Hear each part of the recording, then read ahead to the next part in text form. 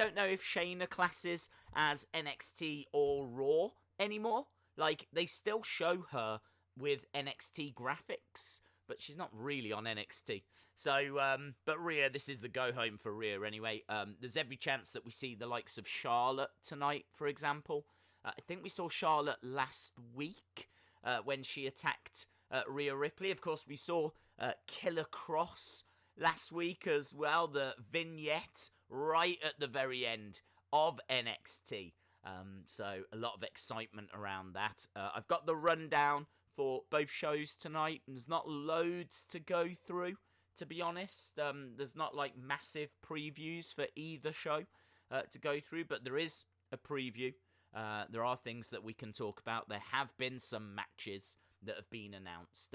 Obviously, when it comes to AEW, the TNT Championship has been announced.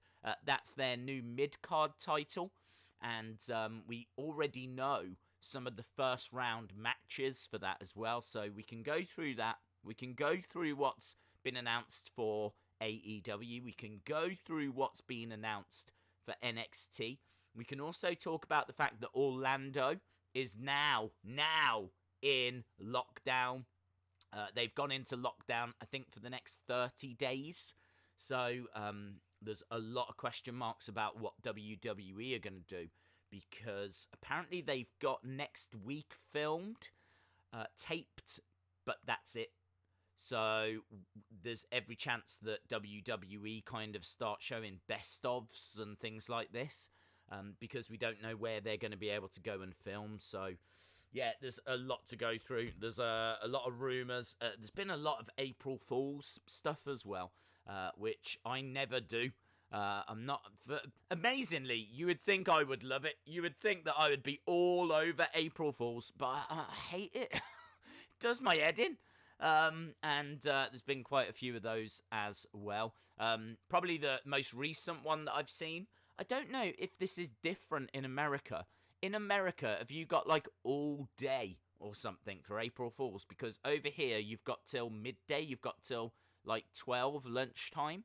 But Ringside Collectibles have just tweeted out not long ago. Let me show you it. That is a puppet Firefly Funhouse puppet pack from Ringside Collectibles. You can see Husker, some Rambling Rabbit, Abby the Witch, Mercy, Devil Vince. And they've tweeted that out saying that it's coming soon. It is an April Fool's. If you actually look at the hashtags that are on that tweet, it says hashtag April Fool's, hashtag did we get you. I've been sent that so many times. People freaking out, people really excited that this puppet pack is on the way, when unfortunately it's not. But it's a really stupid April Fool's, because people would really love that. People would absolutely love that puppet pack. I would love that puppet pack. So all it's doing is just upsetting people. It's all they've gone and done. All Ringside have done is upset me that it's not coming out. So hopefully we do get it one day. Jason, peace. Shout out to you. Jason says, can I get a shout out, please? How are you, bud? I am good, thank you. Hope you are well as well. I hope everyone is well. Jason was on our stream earlier. We did a little live stream earlier today. We did our WrestleMania predictions, which I really enjoyed. I was just going to put the video up, but the thing is, the WrestleMania predictions video takes quite a while to do.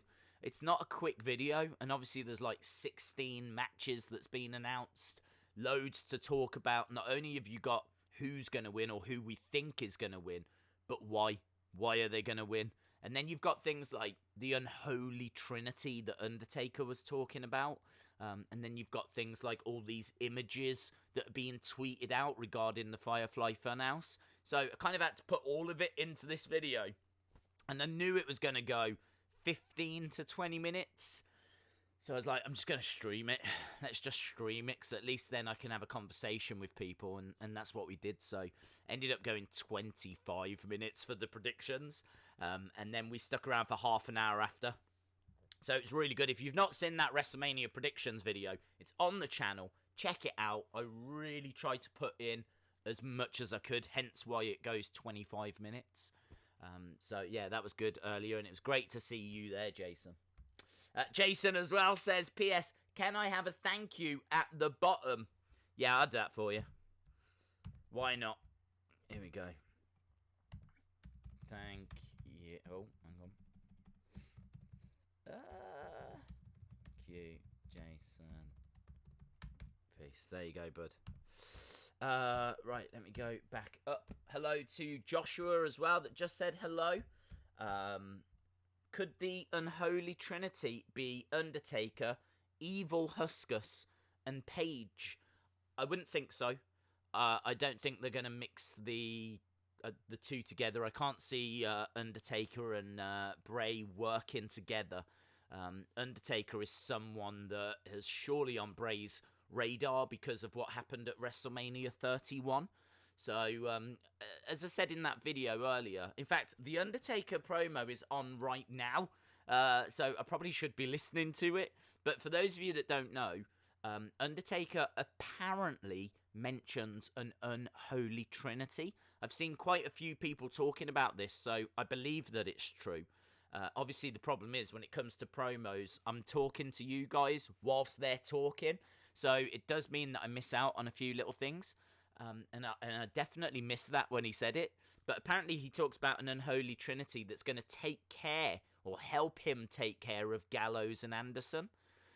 So I think that it's going to be Kane and Sting because it makes a lot of sense. Sting is someone that wanted to fight Undertaker. And I think they would like to bring him onto the show somehow, even if it's not in a match. The fact that Sting still talks about Undertaker, still wants to be a part of things. Bringing him into a WrestleMania makes perfect sense. Why not? Why not? So you could bring him in, and then Kane. It's just so easy to bring Kane in. So that's why I leaned that way. I'm not going to rule out dark, evil side Huskus and Paige, but I just don't see anything that's going to connect Undertaker with the Fiend at this time. Calmvia says, hello Days, what brand do you like more, AEW or NXT? I get asked this a lot, and the answer is I haven't got a preference. I would say I'm a WWE person because I grew up watching WWE. AEW has only been around for 12 months or whatever, so I'm a WWE person. But I still respect whichever show is better, whatever segment is better. If AEW give you the better show, I'm going to tell you that they've given you the better show. If a certain segment is better than NXT, I'm going to tell you that it was better than NXT. I think AEW has probably been better than NXT in 2020. But it changes. It all depends. This week NXT could be better, so I don't have a preference. But obviously we watch Raw, we watch SmackDown, we watch all the pay-per-views and everything. So there's no denying that I kind of was brought up with WWE. But I've still got nothing but respect for AEW. Wow, so many comments. Difficult to go through them all, but shout out to everyone that's joining us. Let me just quickly go through what we're going to see tonight before we get really stuck into things. So on NXT, we're getting Keith Lee defending his North American Championship against Dijakovic and Damian Priest. It's a triple threat match that's been building over the past few weeks. In all fairness, his ongoing feud with Dijakovic has been going on for months. But Keith Lee versus Dijakovic and Damian Priest. We've also got the second chance gauntlet match. This is the women's gauntlet match. And it's basically people like Shotzi Blackheart, Kaden Carter, Ali. They're all going to be in this gauntlet match. The winner will be the final entry into that ladder match. The winner of the ladder match becomes the new #1 contender. So that's also taking place. And as well as that, we've got Velveteen Dream taking on Bobby Fish. Of course, there was meant to be an NXT TakeOver Tampa, but that's not happening anymore. So there's going to be some big matches that's going to take place on NXT in the next few weeks, but haven't seen much detail in regards to those, other than Johnny Gargano versus Tommaso Ciampa in some kind of empty warehouse or some kind of random space with a ring in. I think that's next week. So other than that, I've not seen any other information, but nothing on this week's show. Unless we were meant to get Keith Lee, Dijakovic, and Damian Priest at TakeOver Tampa, and now we're getting it on this show instead. Not too sure. Over on AEW, of course, the TNT Championship has been announced. As we said, that mid-card championship. First round matches. We don't know all of the first round matches, but we do know a couple. Cody Rhodes versus Shawn Spears. That's one of the first round matches. And also Darby Allin taking on Sammy Guevara. That is another first round match. So unsurprisingly, we've actually got Cody and Darby teaming together, taking on Shawn Spears and Sammy Guevara. So that's tonight, that tag match. Not sure when the first round starts for that TNT Championship. We've got Kenny Omega taking on Trent as well. Trent from the Best Friends. And also Lance Archer is going to be in action tonight. You might remember, if you watched our NWA show last week, that there was a TNT Championship that was defended on that NWA show. Turns out that is absolutely not connected to this TNT Championship. This is, to my knowledge, a brand new championship. This is a TNT Championship that kind of represents the TV network that AEW is shown on in America. I watch it through Fight TV, but in America it's shown on TNT, and this championship represents that network. The TNT Championship we saw before was Tried and True Championship. It's some kind of wrestling promotion that's also called TNT, Tried and True. So I only found this out the other day. Completely separate, completely different. This AEW Championship is brand new. It's got no history whatsoever. So just to kind of, be clear on that. Right, Days, turn the volume up. Oh, I actually turned the volume down a little bit because it sounded a little bit distorted. I can turn the volume up, though. Just a little bit. There we go. I don't want to turn it up too much because when I did hear it back the other day, it sounded like it was distorting a little bit, and I kind of thought, we can make that sound better. Darby Allin should be the first TNT champion. Yep, Darby Allin, I think, would be a really good shout for that. I think that either he or MJF, because I think you'd have to say those two are probably the two that have broken through the most on AEW. I mean, outside of people we already knew, like Hangman Page, Kenny Omega, Chris Jericho, Jon Moxley. We already knew about those people. But if you look at AEW stars that they've kind of made themselves, then, I think you probably are looking at the likes of MJF or Darby Allin for that. So, yeah, I would be rewarding one of those two as well. Andrus says, my computer is broken. I am in the middle of my class. No way, dude. Walid says, where can I get Wrestling Days merchandise? I don't know. I think t-shirts, that's all there is. The very first Wrestling Days t-shirt should be available from Wrestling Shop. But if you want the one that I wear all the time, then there should be a little link at the top of my homepage. It's on Amazon. You can get it from Urban Species as well. So a couple of different places. But if you're in America, just search for Wrestling Days on Amazon. You should be able to find it there. Give it to Hangman, says L3 Media Productions. Wrestle with Andy. Hello, my friend. Hope you are well. Says Days, if you could pick 2 wrestlers ever to have an empty arena match, who would it be? This is a brilliant question for the community. So you guys let me know, if you could pick just 2 wrestlers to have an empty arena match, who would it be? What 2 wrestlers would you choose? I think that's a really interesting question. I would be leaning towards maybe Rey Mysterio and Jushin Thunder Liger, someone like that. I'm kind of thinking, if you've got a completely empty arena, just think of all the different things that you can jump off and flip off and use, you know? Like chairs and things like this, and different platforms and different levels. And so I kind of feel like it would lend itself to some high flying. So I would probably be going with 2 of the best high flyers of all time. So I'd be looking at Jushin Thunder Liger and Rey Mysterio. Maybe like a Ricochet. Maybe you could do a triple threat.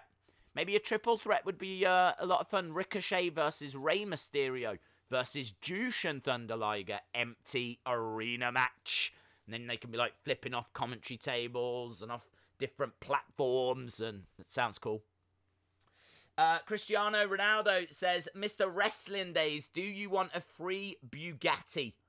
I've got one, but it's rained on the seats. No, I don't want one that's had rain on the seats. I'll pass, thank you. Hello to Nails and NY. Hello to Connor. Hello to Randy Justice. Slimby as well. LSW says Ricochet versus Kenny Omega. That would be good. Swamp Manor, changing gear, says Hulk Hogan versus Andre the Giant. So you're kind of going for like power there, which is quite interesting. Sean Reset says, Days, I was wrong. EC3 did not delete his Twitter. I just happened to look at the wrong account. No worries.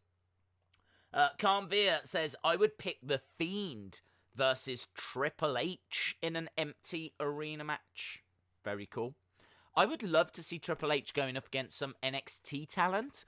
I kind of feel like that's a match that needs to be made. They sort of did that back in the day. William Regal had a couple of matches against NXT talent. I think he had a little feud. William Regal had a little feud with Cassius Ohno. But you're going back a long time ago now, like 5-6 years ago, maybe even 7 years ago. So it was a while ago. But I just kind of feel that Triple H versus Tommaso Ciampa, or Triple H against Velveteen Dream, or, you know, something along those lines. Triple H, Adam Cole.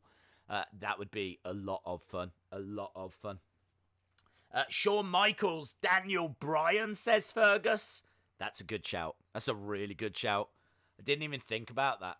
I mean, like, they're not high flyers, but the stories that they could tell with an empty arena, that'd be a lot of fun. I think like The Rock and Mankind was excellent. I appreciated it at the time, but I think it's got better with age. That's how I feel about it. It's got better with age. There was so much crazy stuff that was happening around that time that I don't know that I really appreciated that match as much as I do now. But if you've not seen, there is an empty arena match between Mankind, Mick Foley, and The Rock. It's really good. CRCB says Jeff Hardy versus Edge in an empty arena match. They're doing a lot of empty arena matches. They're being forced to, but they haven't really done one properly, have they? Do you know what I mean? Like, we've had a Raw and SmackDowns and NXTs, and we're gonna have WrestleManias, but we've not really had them going into the crowd. And do you know what I mean? They haven't really done an empty arena match. I suppose the closest we got was when Johnny and Tommaso brawled all around the Performance Center, you know, and like they threw each other into that glass door, threw each other into the mirror, and broke the wall, and I suppose that was the closest we got to like an empty arena match. I'm just surprised they haven't done more of that on Raw and SmackDown, but I suppose they don't want to go OTT, do they? Josh Donaldson says, Wrestling Days rocks. Josh Donaldson rocks. Shout out to you, my friend. So shout out to CRCB. Shout out to Josh Donaldson. Jamie Todd as well. Shout out to you, my friend. Says, Days, important questions. Any chance on enabling membership and creating a Discord for us to join and chat when you are not streaming? So, in regards to Discord, no. One could be easily set up, but I wouldn't use it, is the truth, because there isn't like lots of spare time. The best place to find me when I'm not streaming is on Twitter. I mean, I've got a Facebook account, which if you've ever been on there, you'll know I just never use. I'm not really a Facebook person. I know there's people on Facebook that don't have Twitter, so I like to try and share links on there to like the big videos so that, you know, people aren't missing out on stuff. But I'm never on there just chatting away on Facebook. To be perfectly honest, I still haven't really got my head around it all, Facebook-wise. Like, I'm sure there's loads of stuff I could be doing on there, just chatting and interacting and whatever, but I've just never got my head around it. I'm always on Twitter. Everyone seems to be on Twitter. Like, all the wrestlers seem to be on Twitter, and I find that it's an easier platform for conversation, people getting their points across, and I don't know. So in regards to Discord, I wouldn't ever be on it, to tell the truth. But you can send your thoughts over to me on Twitter, and which, as you can imagine, right now is going insane because the world is off and it's just bombarded. But I'm still trying to go through and get to people and respond to things.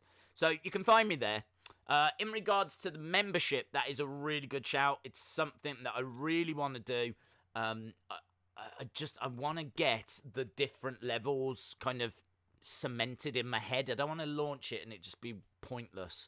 But I can't quite figure out what the different levels should be. You know, if you spend $2 a month, then you get all the little emojis and things. But then what happens if you spend $5? And then what happens if you spend 10? And what happens if you spend 20? And yeah, it's just hassle, innit?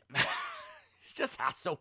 I just like to sit here and talk, but the world just makes me do other things. The world's just like, well, look, have these emojis. I'm like, yeah, they look cool. I mean, they look cool.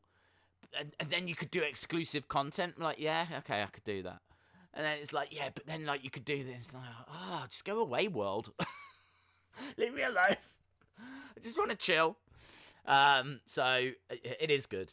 Genuinely, I do see the benefit in it, and we have spoke about it before because there's so many of you that I see the same names all the time, and I really appreciate it, the fact that I get to hang out with you guys. So I kind of like the idea that if you do keep coming back, then the little emoji kind of changes colour, so you kind of go up the scale.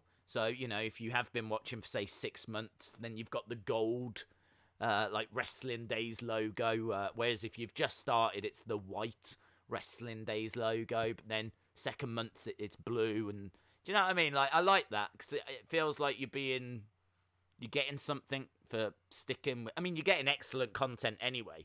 You're getting fantastic entertainment anyway. But, so I do get it. But life gets in the way.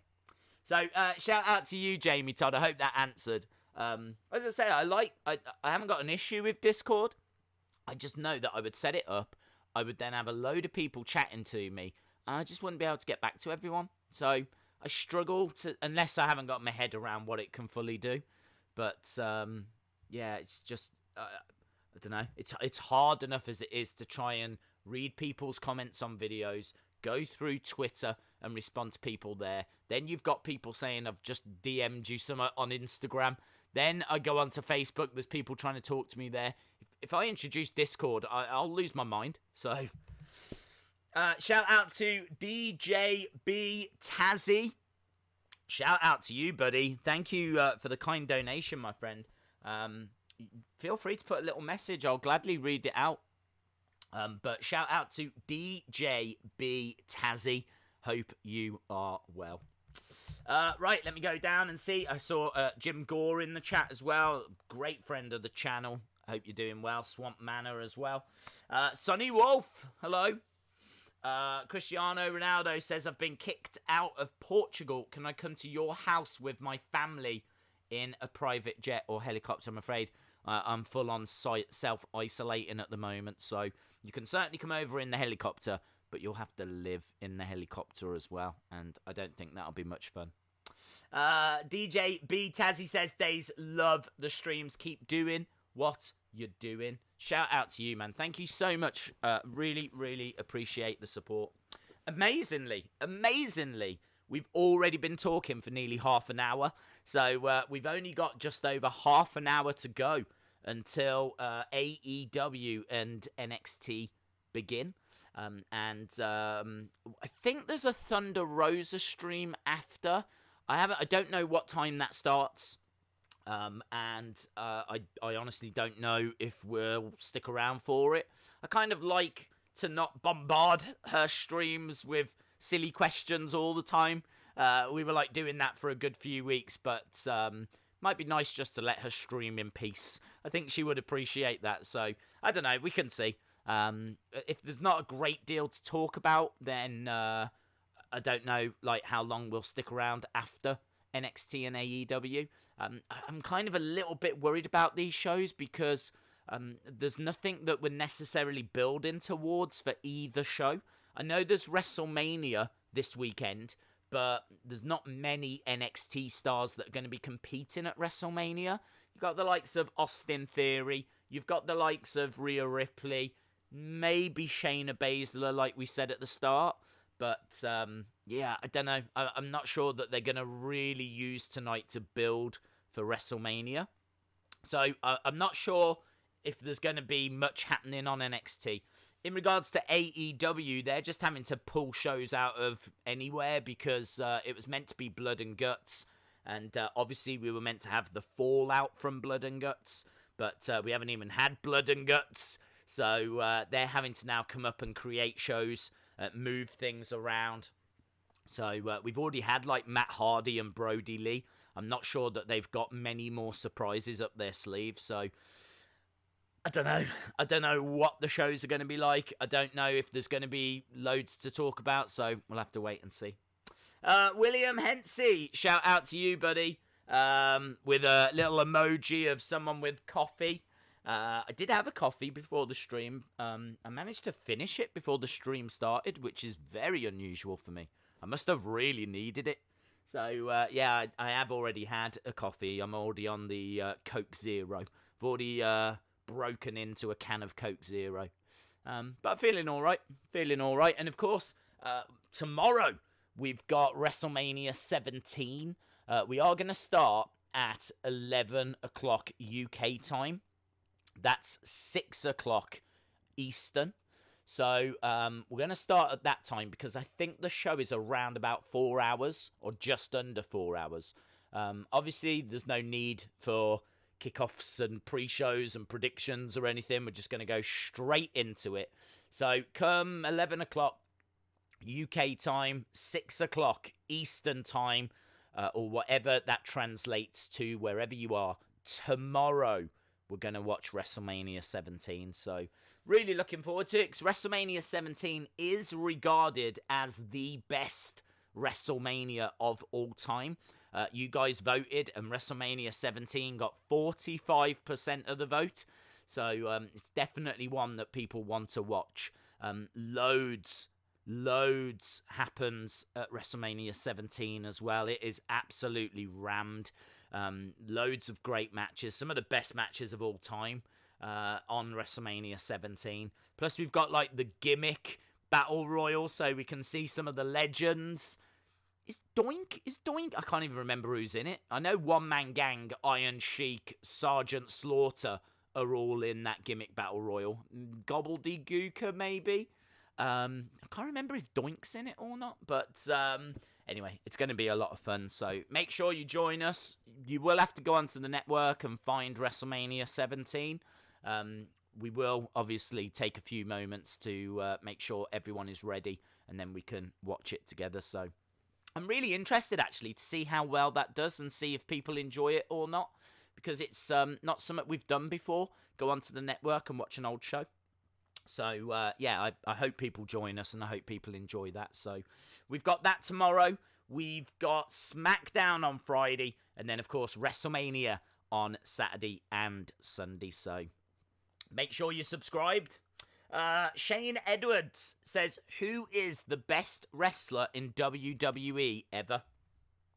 Depends what you're marking that on. If you want to talk about best in ring, then I would probably be leaning towards Shawn Michaels.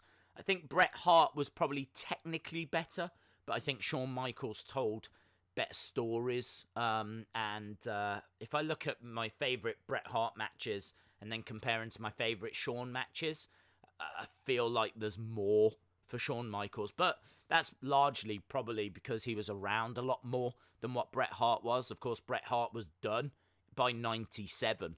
So we was robbed of a lot of Bret Hart matches. So in a way, I suppose it's kind of not fair to compare, but you know, we did get more from Shawn, so I have to lean that way. But I think if it comes to like entrances, gimmicks, characters, and in-ring matches, then you've got to be talking Undertaker. But then if you want to talk about dominance, you probably got to be talking about Bruno Sammartino or Brock Lesnar. If you want to talk about impact, then you've got to be talking Stone Cold or Hulk Hogan. If you want to talk about charisma, promos, great matches as well, then you got to be talking about The Rock, maybe John Cena. So, do you know what I mean? It's very hard to say that is the one, because there's so many different aspects that you can grade people on. But for me, it's always been between Shawn Michaels or The Undertaker. Daniel Brotherton says, can I ask, how do you make your live stream graphics? Yes, you can ask. So I make them on my phone. There's an app on Android phones. I don't know if it's on iPhone. It's called PixArt. It's not an amazing... Well, it's all right. It's just a little, like, generic graphic making app. There's a million of them that you can get. I just use PixArt because I've always used PixArt. It's not because it's especially good or anything like this. So, yeah, I just create the graphics on there. And then stream through OBS, which is what I think most people use. Hey Days, do you think Goldberg's WrestleMania opponent, insert name here, I like what you've done there, could eventually hand the Universal title to The Fiend? I wouldn't expect it, to be honest. I wouldn't expect it. I don't think they've got that kind of a relationship. But, don't know. Not going to rule it out. There's a history. So, yeah, it could be one of those moments. But people hate when those things happen. You know, like the finger poke of doom and things along those lines. People hate those. So, yeah, I don't think that it's a good idea if they was to go that way. Days, who do you think takes Bayley's championship at WrestleMania? Well, Logic Gaming, the full WrestleMania 36 predictions video is on the channel. I urge that you check it out because I've put all my thoughts into that about WrestleMania. I suppose in a way there was one thought I left out, and that's I don't think we get CM Punk. I don't mention that in the video. I didn't mention CM Punk at all because I don't think we're going to get him now. I was saying this, I think, after the video when we was doing the live stream bit. I said that if they were going to bring Punk back, they should have done it on Monday. And I know people will disagree with that, but did you know the third hour of Raw had 1.6 million people watching? That is a new record low. That is horrific. I can't remember it ever being below 2 million. Ever. So the fact that it got 1.6, shows that people are just not engaging with WWE, which is kind of crazy when you think that everyone is stuck indoors and have got nowhere else to go or nothing else to do. There's no football, there's no baseball. How many times have we heard, the ratings were down because they were up against Monday Night Football? Well, what were they up against on Monday this week? Because 1.6 is a disaster. So, and that's a disaster at any time of the year, but especially WrestleMania week, the go-home show for WrestleMania, the final hour got 1.6 million views. Incredible. So, we've been saying this for a long time. They needed to make a statement. They needed to make an impression. They needed to wake the world up to the fact that WrestleMania is this weekend. CM Punk would have done that. CM Punk would have done that. Had they have brought him back, Twitter would have gone into meltdown. People would have freaked out. Everyone would have been talking about what's he going to be doing at WrestleMania. You didn't even need to bring him out. Just tease it. Play the music. I think I was even saying that during Raw. Like, play the music. I even said if I was in charge of Raw, I would play the music. I would play the music and I would tease that CM Punk was going to be there, because I think you can just tell that the build is so flat. I mean, look, it's not their fault because of everything that's going on in the world, but man, they needed to do something, and I think they've missed the boat now. They've probably got an opportunity on Friday to do something, but that's really leaving it lastminute.com.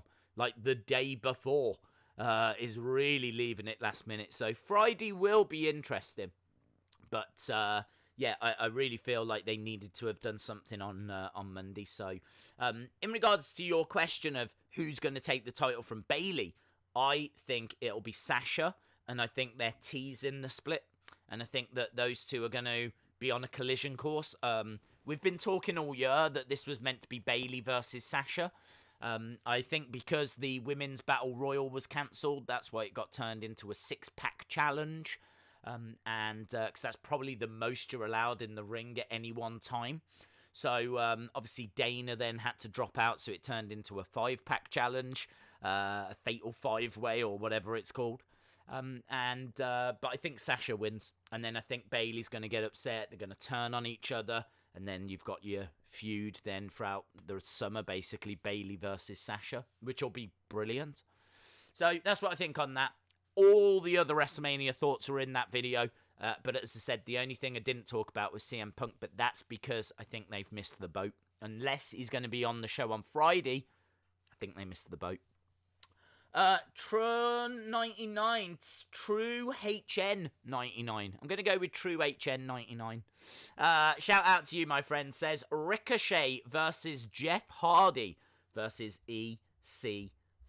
Poor EC3. Will he ever wrestle again? That's the question. Will he ever wrestle again? Will we ever see him ever again?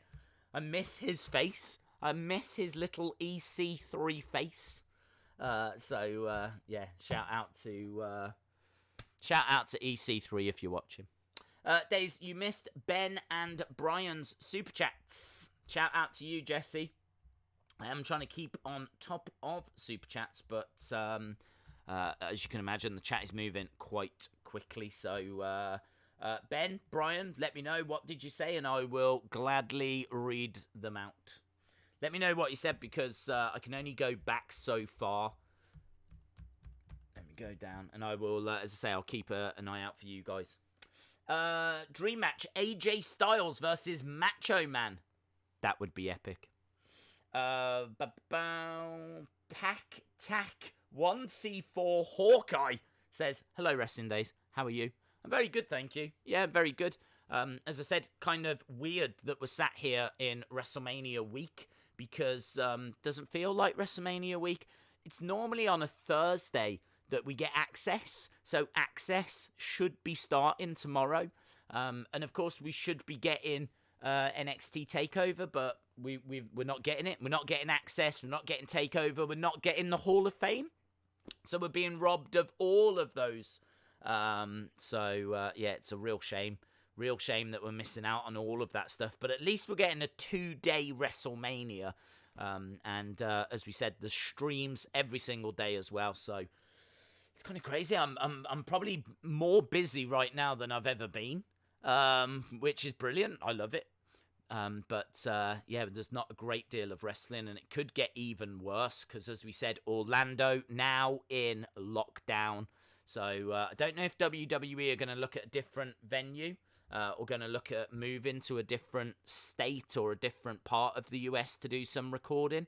I don't know if all of the US is in lockdown. I've only heard about Orlando, but if there was anywhere that they could go, although saying that, it's going to be impossible to get the wrestlers there, isn't it? So, and then you're going to have people saying, like, you know, they shouldn't be doing it, you know, risking health and things like that. And I totally get that. Totally understand. Health does come first. But we are now staring down the barrel of the gun of the fact. That made no sense. Staring down the barrel of the gun of the fact that there's not going to be any WWE shows for a while by the looks of it. Ben Russell says, Days, I didn't realise there were 16 matches at WrestleMania. We must be getting 8 matches on Saturday and 8 matches on Sunday. Yes, I believe that's what's happening.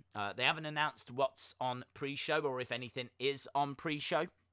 So we'll have to wait for those announcements. But I don't think they're going to make any more matches. We know that WrestleMania is going to be 3 hours long for both days. So I kind of feel like there's enough matches to fill a 3-hour show and a 1-hour pre-show. I don't think we need any more matches because, of course, you're going to have a lot of backstage stuff and there's going to be, like, Stone Cold and we're going to have at least one Gronk moment. We're going to have to suffer Gronk at some point. So they're going to need some time for that. So, yeah, whatever. Days, what time does WrestleMania start? I think WrestleMania starts, well, our watch-along starts at 5 Eastern.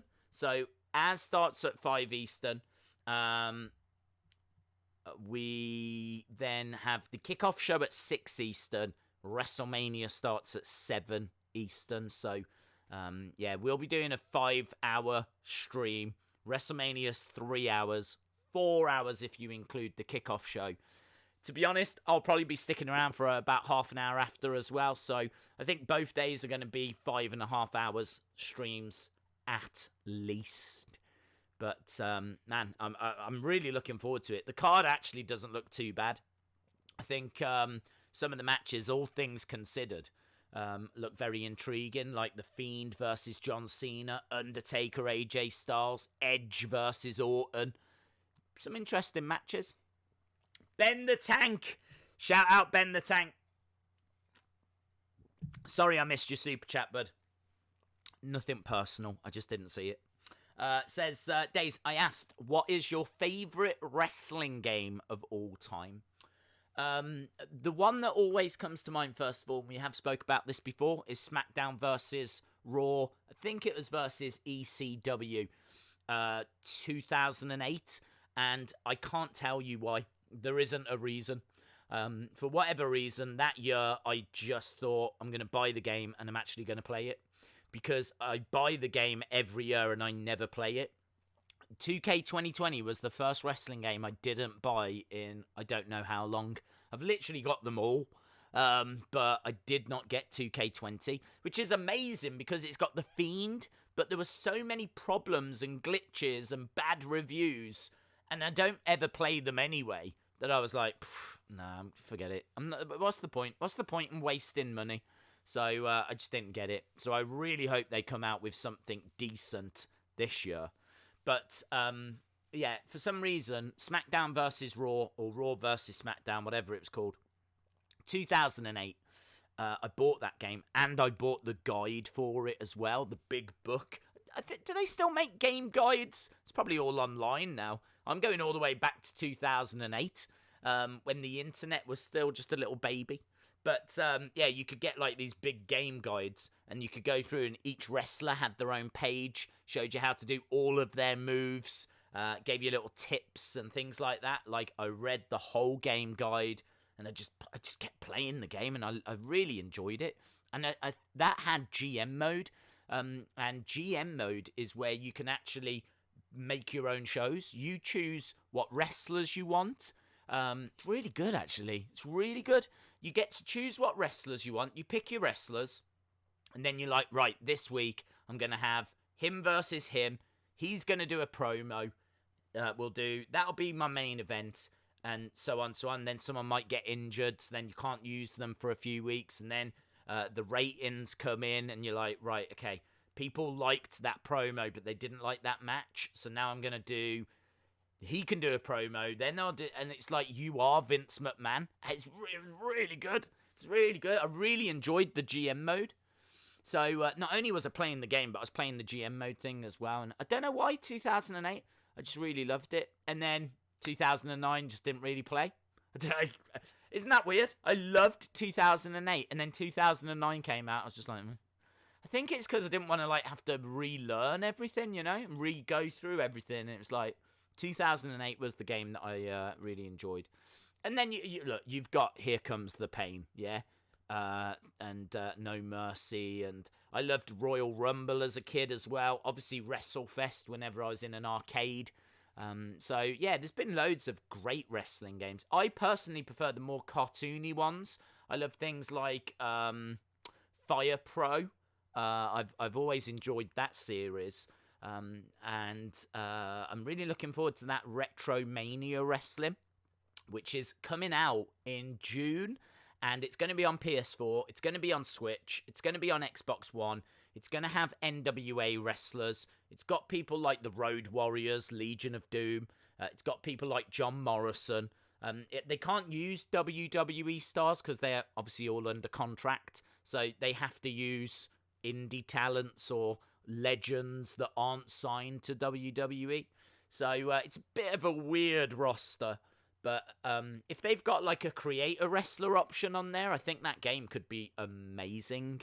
They've got the NWA Power Studio, and they've got a few different arenas, but it looks and feels very much like WrestleFest. So that's going to be a fun game when that comes out in June. So good question. Good question. DH, shout out to DH, hope you're well, buddy, says, do you think The Rock goes into the Hall of Fame next year? Yeah, I do. And the reason why I say that is because next year it is in Hollywood. It's Hollywood. So you would look at it next year and you would think that's the perfect place to put The Rock in the Hall of Fame. I can see that happening. I think that probably makes more sense than, say, Undertaker going in. But they're in Hollywood, and I can see The Rock headline in that class. Because, look, let's face facts. He might still have one more match at some point. Like, I'm sure they could always twist his arm. There was obviously big rumours that we were meant to get The Rock versus Roman Reigns this year. But obviously things didn't really go that way in the end. But it wouldn't surprise me if we do get that match at some point, The Rock versus Roman Reigns. But having it in Hollywood is just too perfect for him to go into the Hall of Fame. So yeah, I think you're right. I think he will go in. What time in the UK does WrestleMania start? Asks Shane Edwards. WrestleMania starts. Well, it depends what you're talking about. If you're talking about the kickoff show, then it is going to start at 11. If you're talking about WrestleMania, then it is going to start at midnight. So there we go. So yeah, how long have we got? We got 11 minutes. God, this is flying by. This is flying by. Days, you are gonna give me a seizure making white flashes to the screen. I have no idea what you're on about. He's a Hollywood star. His insurance won't let him wrestle anymore. That's interesting. That's interesting. I don't know actually. If he's not got any filming projects on, yeah, look, if he's in the middle of recording a Fast and Furious or something, then yes, totally understand. But if he's in between films, then I don't know enough about actors' insurance to know if he doesn't have a project on at that time, why couldn't he wrestle? So I don't know. I've certainly not heard that before. Logic Gaming says, Days, have you seen the dream match, Sasha versus Trish on the WWE channel? No, I haven't seen that. Someone wants Trish. Is it Alexa? I think it might be Alexa Bliss. Is like Alexa's dream match is Trish Stratus. So I would love for Alexa to get her dream match. So if that match was going to take place, if Trish was going to face anyone, I'd hope that it would be Alexa Bliss. Lance Storm versus Chris Benoit versus Rob Van Dam versus AJ Styles for an empty arena match. And did you hear that Dalton Castle might sign with AEW? Also, is there any news on the Andre the Giant Memorial? Slimby. Lots to go through there. I haven't heard about Dalton Castle, so that's interesting. Empty arena match. Lance Storm, Chris Benoit, RVD, AJ Styles. If you can watch a Chris Benoit match without the baggage, then it sounds awesome. I no longer can. Just being honest, I can't watch a Chris Benoit match anymore without thinking about what happened. So I would struggle with that one personally. And in regards to, what was your other point? Yes, the Andre the Giant Memorial Battle Royal. Done. Not happening. You can't have that many people in the ring at the same time. So, no Andre Battle Royal. No Women's WrestleMania, a.k.a. formerly known as the Fabulous Moolah Women's Battle Royal. That's not happening either. So, both of the Battle Royals are... And Dalton Castle, very interesting. I saw Brian as well. Brian Burnham. Again, same to you, my friend. Same as what I said to Ben. Apologies. Nothing personal. I just absolutely missed the super chat. So, but Brian says, Days, my super chat asked if you had heard that Asuka has a twin sister and both sisters play the character in WWE. That sounds like an April Fool's. So, I'm going to say that is not true. I honestly, I don't know if she's got a sister or not. I honestly don't even know if she's got a twin sister. But there's no way that there are twin sisters. We have not got, like, twin magic going on with Asuka. We don't have, like, Doink at WrestleMania 9. So, I don't know where you've heard that. But if you've heard it today... I'm going with April Fools. But Days, who is the most overrated superstar? Oh, that's another good one. We've got 7 minutes until the shows start. So, Poke Kid Joe asking a big question. Who is the most overrated superstar? Let's go in wrestling history. Who is the most overrated?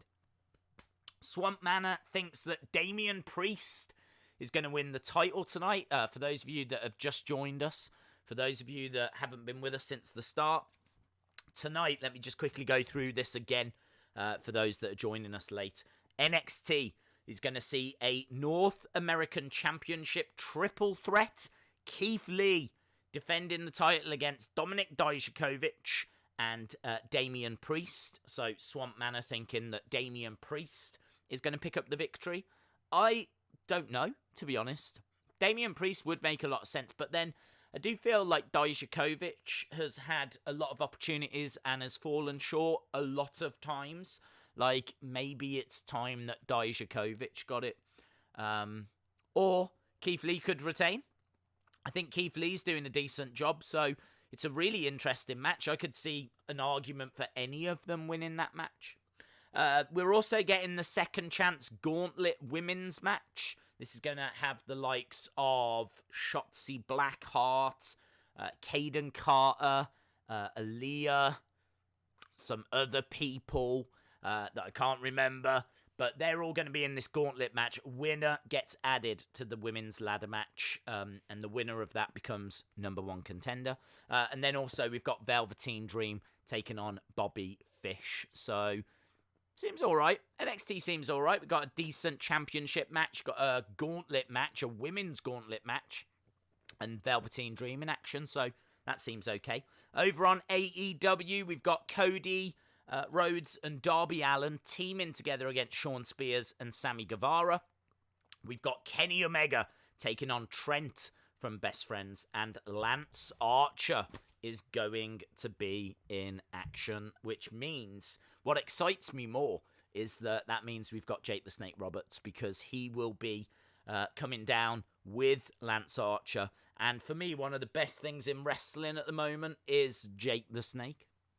Jamie Todd says, what I meant by Discord is if it was possible to make one for everyone to talk as a community, not just to message you, just a normal community chat for us.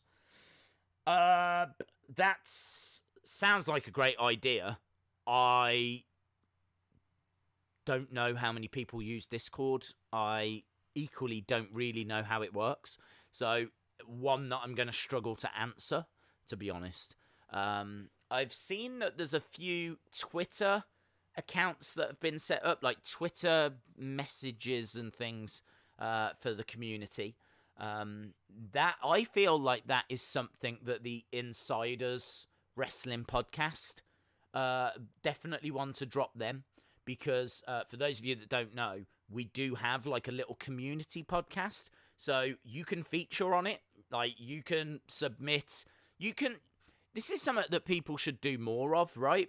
You can send in your thoughts on things to the Insiders, and then they will go through and pick out the best things, and they will feature them on the podcast. So you could send little audio clips, just record an audio clip of you sharing some of your thoughts. If they can use it, if they can fit it into the show, then they'll fit it into the show. So you could be on that podcast. If you don't want to send in an audio recording, then just get in touch with them on Twitter. Insiders Wrestling Podcast. I think it's at Insiders Days, D-A-Z-E. So hit them up, and something like that. I actually don't know if they're around right now, because they record a lot. They've got a big interview dropping tomorrow. Our very own Rusty Shackelford. No one tells Rusty what to do. There's an interview with Rusty that will be debuting once we've finished watching WrestleMania 17. And then after night one of WrestleMania, they're talking to Kyle Scarborough, who is the tattoo artist and very good friend of Bray Wyatt. He designed the mask, and he helped create the Fiend character, the look of the Fiend character. So he has had a big part to play in the Firefly Funhouse. They've interviewed him, and I'm being serious. I don't know of any other interview that is done. I said this earlier. I'm going to claim that that's a world exclusive. So when I say like community podcast, it seems like it's this little small run by old women that like to do knitting. And in many ways that is true. But then they are knocking it out of the park. They've done interviews with Holidead, the wrestler. They've done interviews with wrestling journalists like Gary Cassidy that came on and spoke about, if you want to be a journalist, how do you go about doing it? They're speaking to Kyle. They've been speaking to community members. You've got Rusty tomorrow. They spoke to Jody the other week. I know there's more lined up as well. So this is what I'm saying. Make sure you're following them. Make sure you're interacting with them, because you could get onto that podcast very, very easily. And ideas like that, which, Jamie, I don't understand, they might understand, and it could come to fruition, because anything that helps the community is something that people would use and would like. Sign me up. I'm on board. I'm on board. It sounds like a great idea. Dan the Money Tree T. Shout out to Dan the Money Tree T. Heydays, happy Wednesday. Stay awesome. And as always, happy to support. Shout out to you, buddy. Shout out. I just feel like I just spend a lot of these streams thanking people. But it blows me away, like, the support that these streams receive. And certainly, Dan the Money Tree T is someone that is constantly providing that support. So I'd love to get you onto that podcast and find out a bit more about you, Dan. So please hit up the insiders, because I know that they would love to have a chat, find out more about you. So I'm going to drop a thank you at the bottom for you, Dan. Dan, the Money Tree T. Thank you, as always, my friend. Right, we've timed this very, very well. Hello, Trini, by the way. Trini says, because he has multiple active contracts, his production company's insurance suggests that he doesn't wrestle, as he would be high risk. Thank you, Trini. Right, we are. I can confirm this. We definitely are about to begin with both shows. Now, where is AEW? Why can't I see it? Oh, there it is. There it is. Right, we've got wrestlers at ringside. They've actually put a big curtain around. This is quite interesting that AEW have done. They've just kind of made the space feel a little bit smaller, which I think is quite clever. We got Velveteen Dream making his way down, so it should be Velveteen versus Bobby Fish. DH says an Irishman. Oh, hello. An Irishman and a Swiss man walk into a bar. Plot twist. They are the bar. Nice. Shout out to DH dropping some wrestling jokes for us to enjoy. Swamp Manor says, well done, DH. There we go. A lot of support for that. So shout out to Dan the Money Tree T. Shout out to DH as well. In fact, DH, did you just change your profile picture? Because I've got two different profile pictures for you, and I've never seen that happen before. Ben the Tank says, you missed the super chat again. What? Is it showing? Okay. Ben the Tank, you said miss a super chat again. I asked, what was the first wrestling pay-per-view you ever watched? I think it was Survivor Series 92, but I think Survivor Series 92 was the first pay-per-view that I saw, and blew my mind. We've spoke about it before, Big Boss Man, and I think it was a nightstick match against Nails, which I just thought was incredible. I thought it was absolutely incredible that a prison officer could take on like a prisoner in a ring. As a kid, it blew my mind. So yeah, that was the first. Right, let me go into this. Velveteen Dream versus Bobby Fish. Boom. Wow, that's big. That's big. Did not mean for the text to be that size. So, Bobby Fish has come down. Right, Liam Costa says, I haven't super chatted in a while, so here you go. Thanks, buddy. Appreciate the support. Hope you are well. Loving the profile picture. Maria Martz says, I'm in hospital. Shout me out so that I get better. Shout out to Maria Martz. I hope you do get better. Swamp Manor says, most underrated wrestler is The Fiend. Ooh, people aren't going to like that. People aren't going to like that. Hello, Monica King. Hope you are well. Sonny Wolf says, I might be going on that podcast soon. Awesome. You definitely should. Definitely should. Orange Cassidy is on his way out because Trent is on his way out. Who's facing Trent? I think it's Kenny Omega, isn't it? I read Kenny Omega versus Trent. There we go. That text's big as well. There we go. Boom. Days, I'm going to go to McDonald's, get 10 Big Macs. Do it. Do it. Trent versus Omega, yes. So we got Trent versus Omega on AEW. Over on NXT, we have got Velveteen Dream versus Bobby Fish. I just noticed down in the corner it's blurred. I don't know if that normally says live and they've blurred it out. But on BT Sport, down in the bottom left-hand corner, there's something blurred out. So I'm guessing it's the word live. Here we go. Kenny Omega, current reigning AEW Tag Team Champion. He's got that Tag Team Championship around his waist. We do have wrestlers at ringside for AEW. They've put a curtain round to make the venue feel smaller, which is quite clever.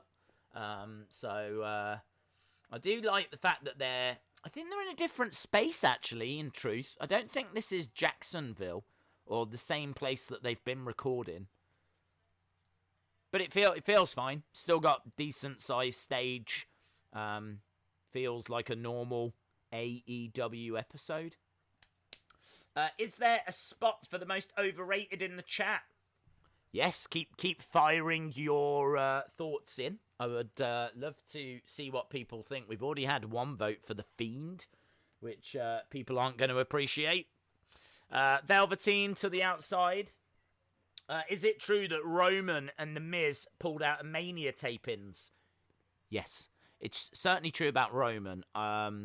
Miz, I know, was ill, and I've heard doesn't compete. But there's not been as much talk about The Miz. I mean, obviously because Roman was going for the Universal Championship, whereas The Miz was just in a tag team title match. So people are talking about Roman. They're not really talking about The Miz, but I'm under the impression that both miss Mania. Certainly Roman does. Roman has even earlier today come out with a little video talking about the fact that he misses... WrestleMania. Dream team is Orange Cassidy and Orange Santa, says Sean. That's my dream team as well. Days, do you remember the Wheel of Fun? I remember it fondly. Yes. NXT versus AEW, says Arjdin. Bray is more creative than Matt Hardy, says Robin813. Yeah, they actually spoke about that, didn't they? Matt Hardy now is claiming that, was it drones produced holograms of Matt Hardy, and that's how he was able to appear in different places. It wasn't teleportation. It was drones creating his image all over the arena. So make of that what you will. We have got, I think we're at Full Sail. It certainly looks and feels like Full Sail for NXT. Velveteen Dream in, I like the Velveteen Dream's ring attire. It's purple like velvet trousers, pants, with purple gloves, white boots. Just, it's very Velveteen Dream. He's had some bad outfits recently, actually, but I think this one is pretty classy. Classic Velveteen. Bobby Fish to the outside. Over on AEW, we're well underway with Kenny Omega and Trent. Days, are you going to bring back the Wheel of Fun? Nope. Shout out to C Wrestling, saying the AEW ring seems smaller and ropes seem higher. Can't comment about ropes. Ring being smaller? Okay, I can see that. I mean, like, it feels like a much smaller space. I didn't notice when they first went live. I don't think they actually showed, but it's got a roof on it, so clearly we're not in the usual place. We're in a different venue here. So perhaps it's a smaller space. Beautiful moonsault by Trent to the outside. Comes crashing down. And there we go. Best friends hugging. The camera didn't do the zoom out thing. Omega over the top. Tope Suicina. A Tope John Cena. It's a shame that Jeff Hardy and Sheamus returned for nothing. Back elbow by Bobby Fish, says Cameron Fulton. Something else is blurred out as well. WrestleMania, too big for one night, and I have no idea what it says underneath. BT have blurred it. Days, the word USA is blurred. Oh. Okay. Well, they don't normally show that. It's not, I feel like I would have noticed had it have been blurred every single week. So, I'm not sure it is the word USA. I don't know. Maybe it is. Nice move by Kenny, dropping the leg on the back of the head, going for the pin. Kick out by Trent. Shahib says, if you had a wrestling promotion, who would you make world champion? Shahib Ahmed, shout out to you. Who would I make world champion? It's a really good question. World champion, I would make. Oh, I don't know. Who's probably Bray. If not Bray, then maybe Brock. But I know people don't like Brock. He's so dominant, and his matches are obviously very short. But he is probably the best. I mean, like, if everyone was to legitimately fight, if everyone was to actually compete, if there was to be an actual, real tournament, I think Brock would win that. You could put Keith Lee in there, you could put Ricochet, you could put Finn Balor, but I'm pretty sure Brock Lesnar would come out on top. So, from that point of view, it kind of makes sense to make Brock your champion. But I know people don't really like him, so I want my promotion to be a success. So I'd probably go with Bray Wyatt. Dream Valley Driver by the Velveteen, going for a pin on Bobby Fish. And he gets it. Velveteen Dream beats Bobby Fish clean. There we go. So, one step closer to Adam Cole. He's beaten Bobby Fish. Shout out to you, Arjdin. Cryptic Game says, you're the best. Much support. Keep up the great work. Shout out to you, buddy. Thank you for the kind words. Ben Russell says, Days, do you think that NXT will replay old matches? Or do you think it will be new content? I think this week will be new content. But I'm not sure about next week and the week after because I don't know how much they've recorded. And again, I don't know if you was watching the stream earlier, but it has been announced that Orlando is now in lockdown, 30 days lockdown. So it doesn't look like they can record anymore. But, I mean, I don't know. They might just move to a different state. But I don't know how easy it's going to be to get the wrestlers to a different place, or even how willing the wrestlers are going to be to move to a different state to record. I don't know. Right, we're still underway with Omega and Trent, but Velveteen is cutting a promo right now. He says, your experience is coming. Courtesy of the Dream. There we go. A bit of a nothing promo, but...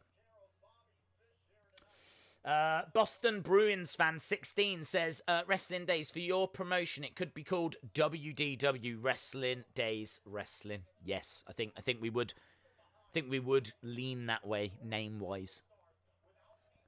Right, we're having a look here at those two. That was last week. Feels like yesterday.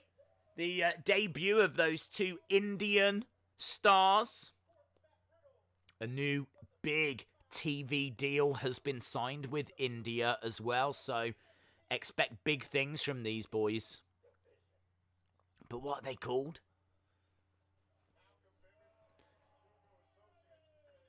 Malcolm Bivens is the manager. We're going to hear from him. Here we go. Look at the size of that guy. I think he's 6'6". I think the one guy is 6 foot. The other guy is about 6'6". Here we go. I'm really excited about these guys. I'm really excited about them. They look awesome.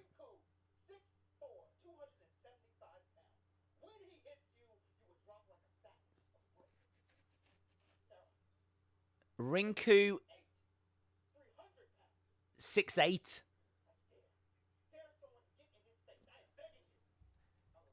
I dare you to get in.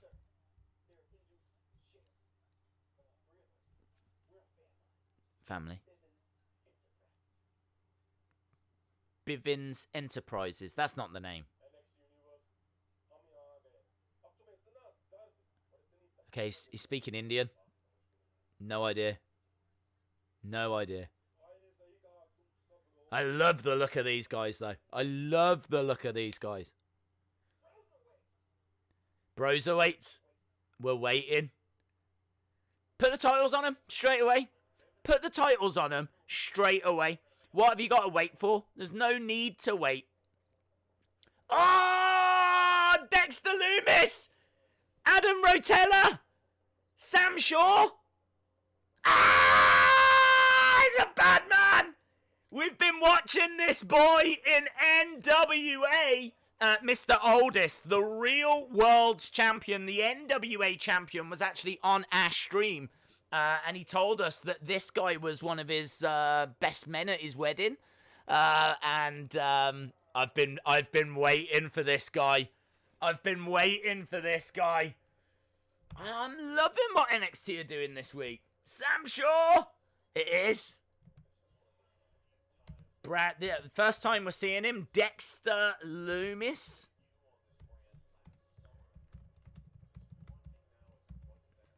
It's very intense. Adam Rotella is here. He's just kind of like staring around. It's very dark. The music's very... I can't... Who's he taking on? Jake Atlas. Who's Jake Atlas? Do I know Jake Atlas? I can't remember all these names, and they keep changing names around. And right, let's put Jake Atlas in.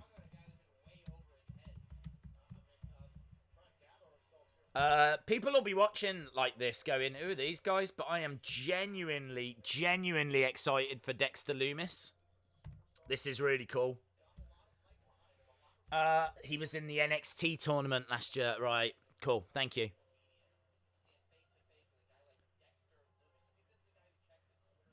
Who's on, Tom Phillips is on NXT commentary. Who's with Tom Phillips? Is that Sam Roberts? Is it Tom Phillips and Sam Roberts that are on commentary? Look at him, man.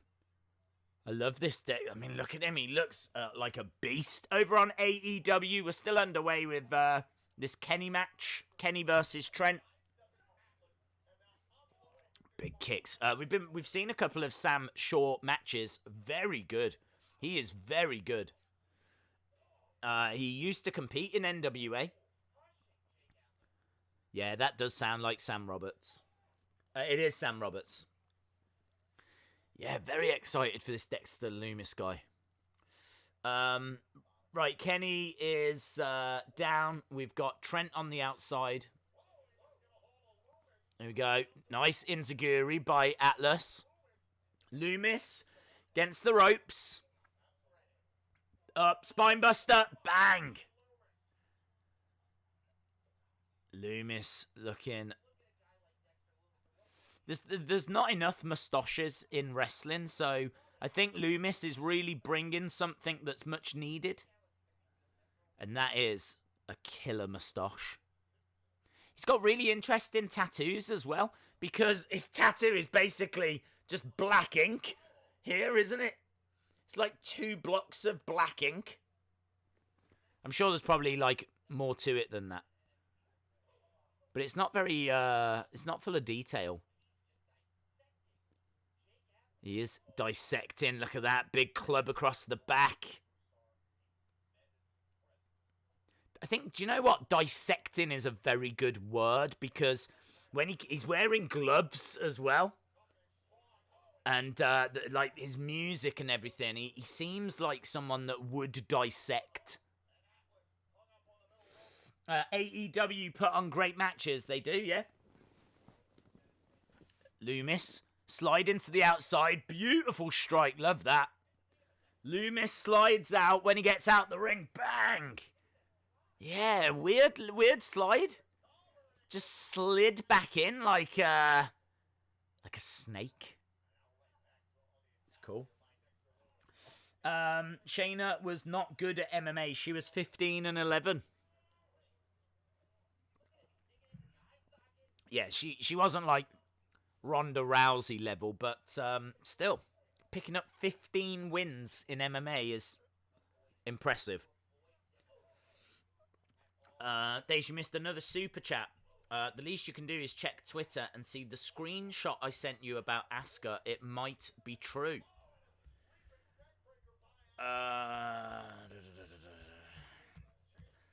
For whatever reason, Atlas through the ropes.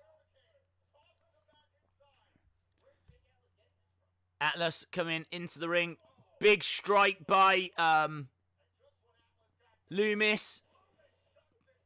Does slamming down. Oh, nice! Look at that submission hold. I thought he was gonna. He's sidewalk slam. I thought that Lumis was gonna go for the pin, but he doesn't. Look at the face as well. Look at the eyes. Very intriguing. Very, very intriguing stuff. If I did miss another super chat, it's not showing them. There must be an issue with them not showing. Because I always notice them when they pop up, but I didn't see any. And I've just gone back up and I haven't got any. Ronda was great until she came up against truly outstanding fighters. Then she knew it was over. Yeah, I agree with Quake there. I mean, Ronda was the first. She was the first women's champion in UFC. So she was like, you know, a trailblazer, an originator. But then once, as you said, once like the real top talent started to come through, then yeah, she knew that she was going to be in for some big fights, and it was probably best for her to step away rather than continue to damage her legacy, because her legacy is cemented. She's Hall of Famer and everything. She didn't need to carry on. She had her money. She had her health. That was cool, man. That was really good. I really like seeing that Dexter Lumis. Tonight, we've got Keith Lee, Dijakovic, and Damian Priest. So we go to commercial break. We can switch our attention back over to AEW. We're still underway. This is like 20-odd minutes, this match, with Trent and Kenny. Kenny round the back. Nice dragon suplex. Daze, when was the last time you washed your hands? Just before the stream. I always tend to wash my hands whenever I make like a coffee. And I had a coffee just before the stream. So whenever I'm like filling up the kettle or touching the cups or anything, then I tend to wash my hands. I don't normally, in all fairness, but with everything that's going on, I tend to do it. What if the Holy Trinity that Undertaker spoke about is 3 versions of him? Mark Calloway, Undertaker, and American Badass. Yeah, it could be. Could be. I don't see how that Holy Trinity is going to deal with Gallows and Anderson, though. Because I think he was talking about it in the sense of they're going to help deal with Gallows and Anderson. So I don't want to see him like doing weird stuff where he's, do you know what I mean? Change him from the Undertaker to American Badass to Mark Calloway or something like this. Sandman882 says, Days, your NXT is 20 minutes ahead of mine. That happened last week as well, and I don't understand how. Because, like, NXT right now is at commercial break. So, I don't understand how. Although, to be honest, I did notice that it finishes at 1:45. So, here in the UK, it finishes after an hour and 45 minutes. So the fact that it is 20 minutes ahead probably does make sense. But I don't know what's missing. I don't know if it's like adverts, if we get less adverts, or if there's like a section that I miss out on, or I don't know. But NXT is at an ad break right now. And this happened for the first time last week. And I've got a horrible feeling it's going to happen again. So that might be something that I have to take a look at.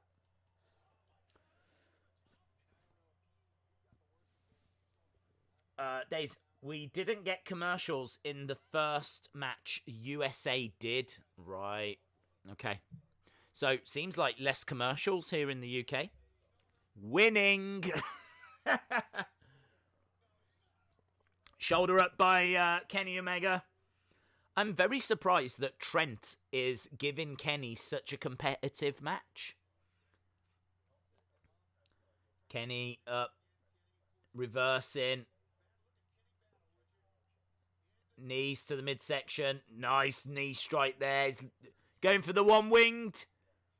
One-winged hits it. Hits one-winged angel. 1, 2, 3. And Kenny Omega picks up the win. Shout out to J14. Hope you are well. Kenny Omega.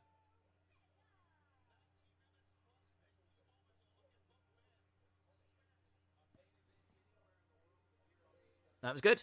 It was a good match.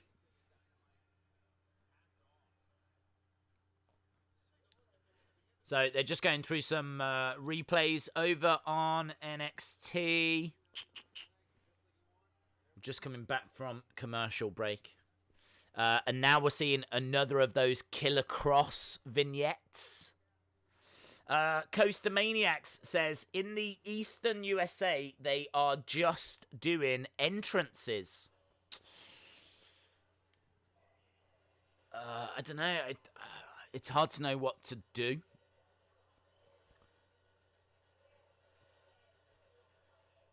Well, I can tell you we've got a little Killer Cross vignette now. What I might try and do... I can't.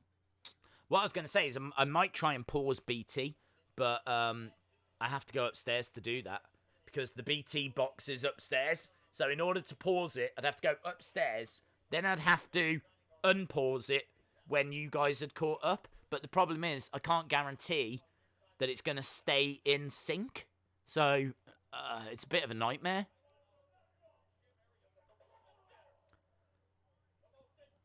Right, over on AEW, we're just having a look at Matt Hardy and Jericho from last week. Over on NXT, we're having a look at Gargano and Ciampa. Sean Kelly 1018, shout out to you. Sean Kelly. Daze, did you hear about what Jim Cornette said about AEW? Wrestle Factor, I've heard a lot of things that Jim Cornette has said about AEW. I agree with some of it. I disagree with some of it. Like, he doesn't rate Orange Cassidy, but I really like Orange Cassidy.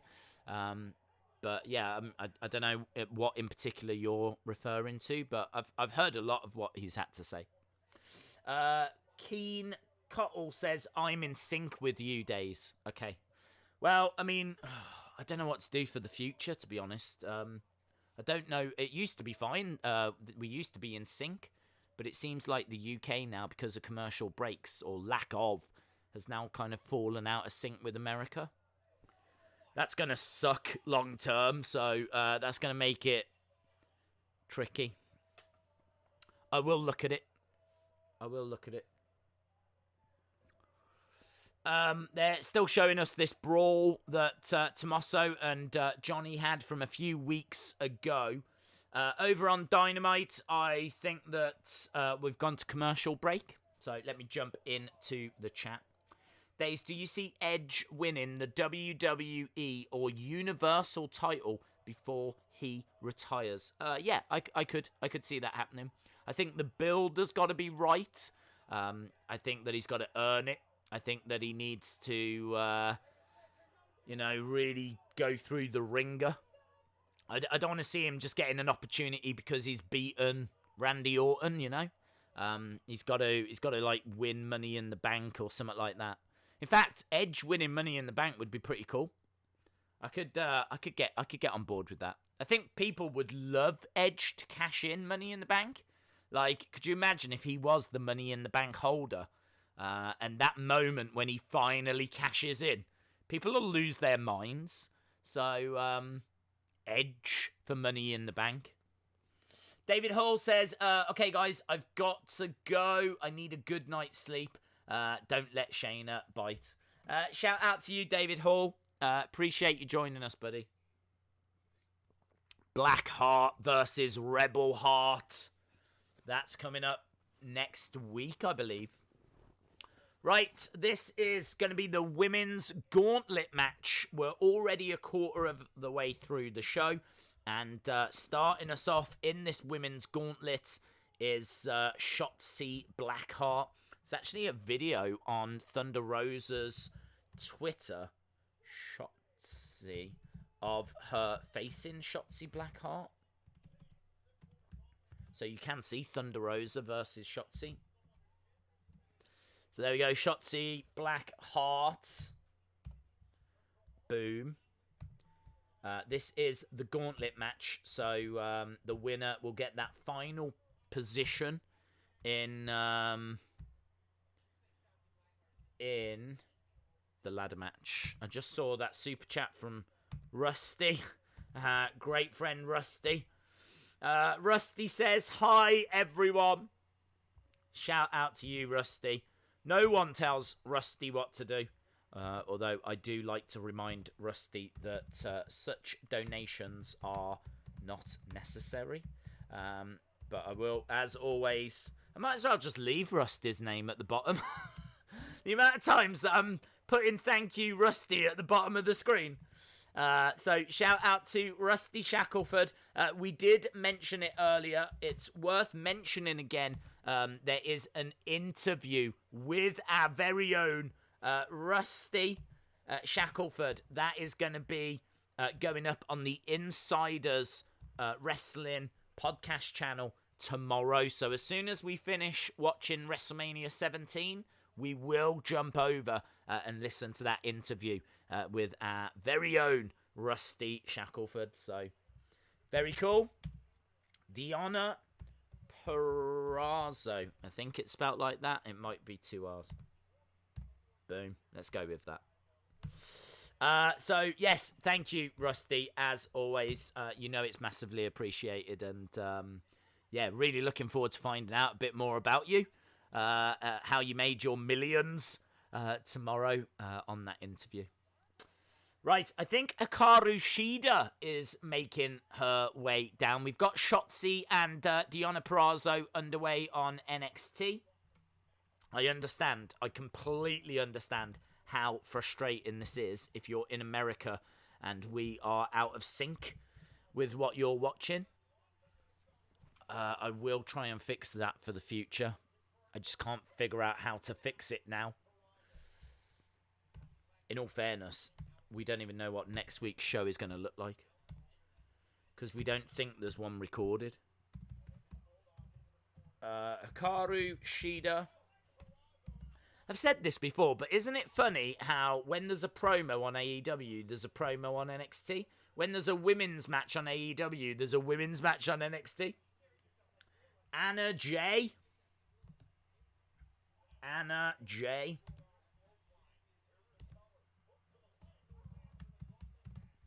There we go. Boom. Days, are you streaming WrestleMania 17 tomorrow? Yes.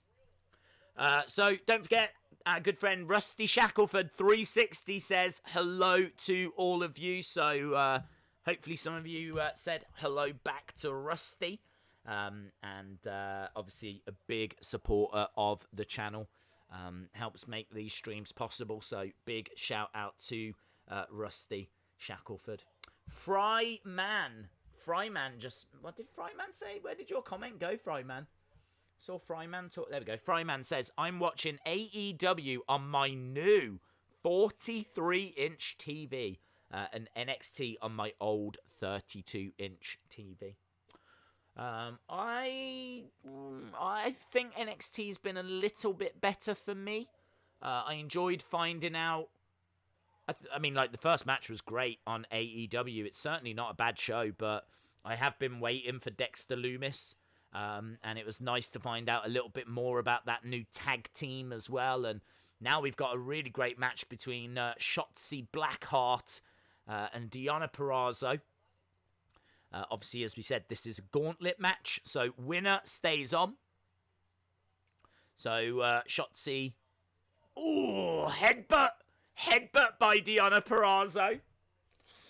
So J14 asked, are we streaming WrestleMania 17 tomorrow? We are. Or we're streaming the watch along for it. That will start at 11 p.m. UK time, which is 6 p.m. Eastern time. Orange Cassidy is at ringside, and he's got a sign, but there's nothing written on the sign. So he's got a sign, but there's nothing written on it. That is so Orange Cassidy. Britt Baker is at ringside. I think she's saying she doesn't want any trouble. Shotzi Blackheart up top. Nice! Sent on by Shotzi. 1, 2, 3. Shotzi progresses in the gauntlet match. So there we go. Who is coming out next?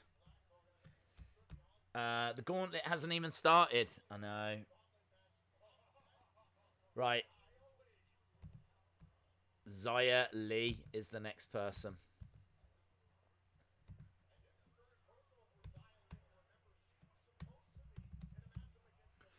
As I said, if I can try and fix this for next week, I will try and fix it. It's very frustrating that the UK and the US are out of sync. Shotzi.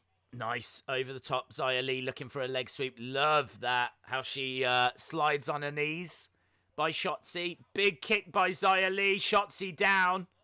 Xia Li. I love Xia Li's ring attire. Looks awesome. I can tell you that this newcomer on AEW is doing a decent job at the moment.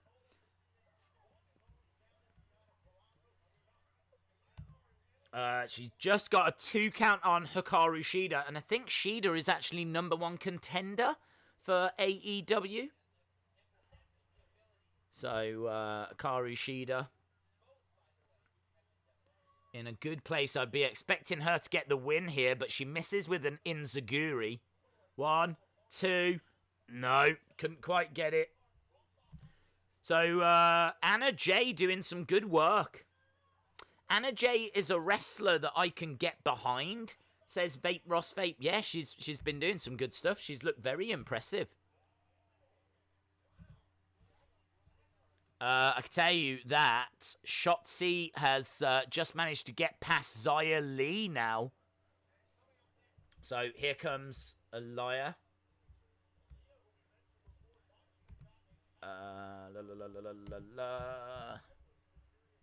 Aliyah.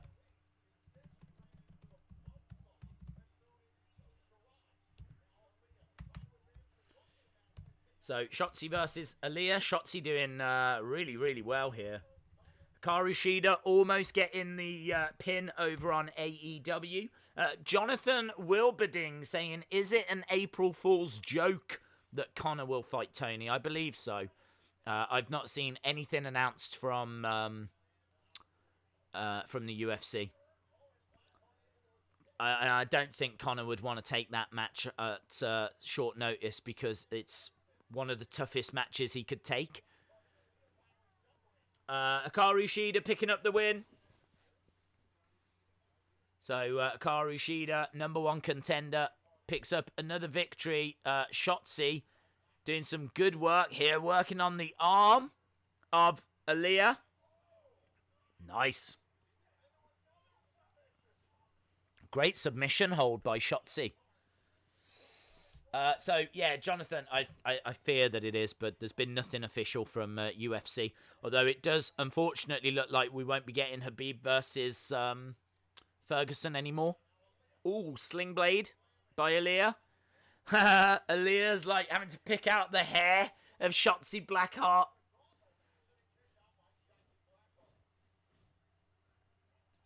Hikaru Shida kicking at the railings, exchanging some dirty looks between her and Britt Baker. Why did Brandy just call Hikaru Hikaru? Don't know.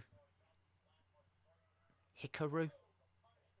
It's a cute little nickname she must have for her. Right, we're at commercial break for AEW. We are 40 minutes into both shows.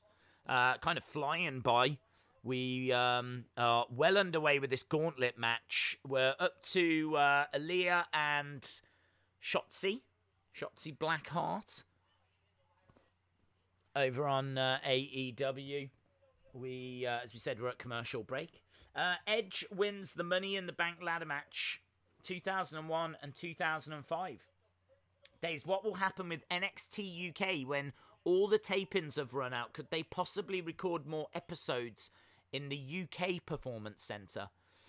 Well, the UK is on lockdown as well, so, I mean, you are allowed to go out for essential work, but I don't know if recording wrestling is classed as essential work. Genuinely, I don't know. I don't know if they could do it or not. That's a great sub. I've not seen that before. Aaliyah does submit. If you are in America and you're about 15-20 minutes behind, keep an eye out for that submission hold that Shotzi puts onto Aaliyah, because it is very, very impressive. Kaden Carter making her way down now. Yeah, Kaden Carter, obviously, we saw her recently taking on Asuka. Kaden Carter. Nice head scissor takedown.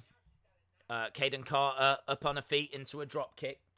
I started work in garage so that I can go out. Days, Blackheart's match is only just starting in the US. I know, but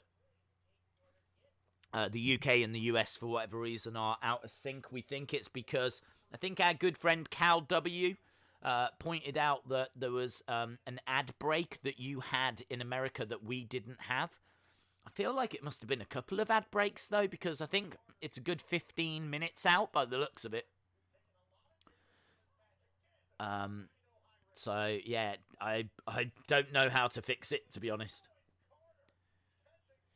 I only have one TV, and I have to keep changing channels, says J. Montenegro. Wrestling is the only live sport on. I'm guessing they're getting a lot of views, says classic WWE 2K matches. Well, you would think that, but apparently Raw's ratings were horrific. Raw's ratings were some of the worst ratings they've had in a long, long time. Maybe ever. Like, I'd have to have a read, but what I've been told is that the third hour of Raw got 1.6 million viewers, and that was it. Right, AEW is back. We've gone over to Tony and to Cody. It's sort of frustrating that Balor hasn't done anything at all lately. Yeah, I mean, I think you would have seen a lot of Balor. I think Balor and Volta was meant to be a match. Obviously, NXT TakeOver Dublin has been postponed till later in the year. So I kind of feel like that feud has potentially been put on hold. So I think we were meant to be getting Balor and Volta. I think you would have had quite a bit of build for that. But, yeah, real shame. Real shame that now has been postponed. Rusty Shackelford says, I'm Jess's biggest fan and I can't even get a shout out. Jim Ackerman says, I have Deonna Purrazzo versus Blackheart on in NXT in Florida. Hi, Dave. Sorry for the late reply as I have been away for the last few weeks, so no reply to emails from the email address yet. Sorry for the delay. don't understand. I don't understand what you mean, dude. Days, I live in Clacton-on-Sea, and I don't think coronavirus has hit here yet. But I haven't left the house in a week, so I'm not risking it. Don't risk it. It's not worth the risk. It's not worth the risk. We don't actually know where it is because it's obviously spreading, and not everyone has been tested, have they? So we don't know where it is. It could be in Clacton-on-Sea. I think it should visit Clacton-on-Sea. It's a nice place to have a look around. I love ice cream sandwiches. Yes, there we go. I can tell you that for me, NXT is at commercial break, and AEW, it's a little promo with Moxley.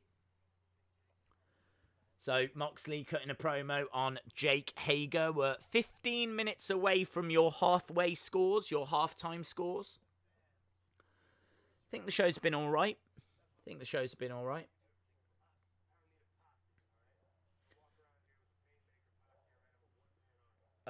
Moxley says he's a one-man army. Days, should Miz win the Rumble due to Mania being in Hollywood? No. No.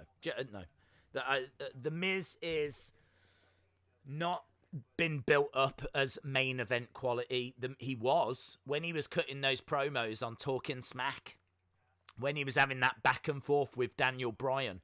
I think that was the best the Miz character had ever been. But it's kind of settled down. Now he's doing like comedy stuff with John Morrison, and I don't really have much of a desire to see him win the Rumble and go on to compete for a major title. Unless they, drastically change direction. I can tell you that Shotzi has managed to get past Caden Carter as well. It's an incredible performance by Shotzi.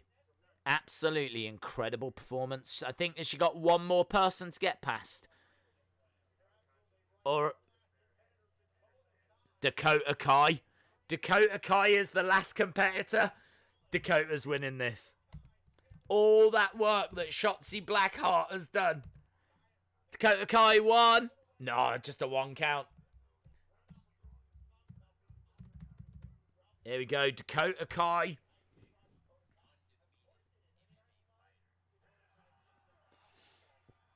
Jake Hager, undefeated MMA fighter. Kick out again. A bit of frustration on the face of Dakota Kai, but she's laughing as well because she knows that Shotzi has just had to go through, is it 4 other women? Liam Costa says they clearly think highly of Shotzi for lasting this long. Well, I mean, look, what women look like Shotzi? She's got such a distinctive look, hasn't she? She really stands out. She's great as well. As I said, there's been a couple of moves that she's done, a couple of submission holds that have looked brilliant. So I think she's got a very unique style. Her entrances where she was coming down in a tank look really cool, and she's got loads of potential. There's loads that you could do with Shotzi Blackheart. So, yeah, I think she definitely is one for the future. 2. Just a 2. Another 2 for Dakota Kai. Dakota dragging Shotzi into the middle. Knee to the back of the head. So, over on AEW, we've just got vignettes building up Jake Hager and building up Jon Moxley. That seems like a match that should be coming up very soon. Days, why do you look like Dave Schultz? Because I am Dave Schultz.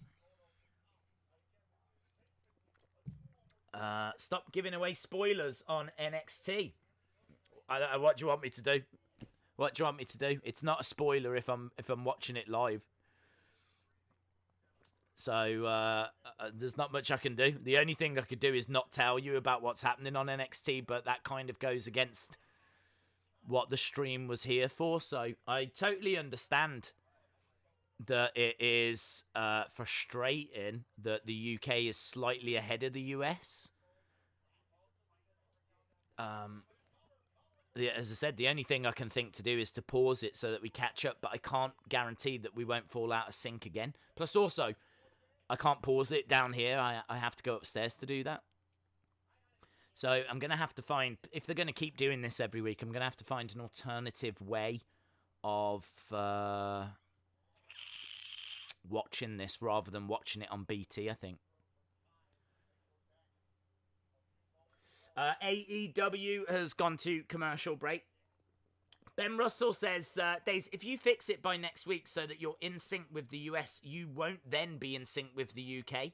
So what do we do then?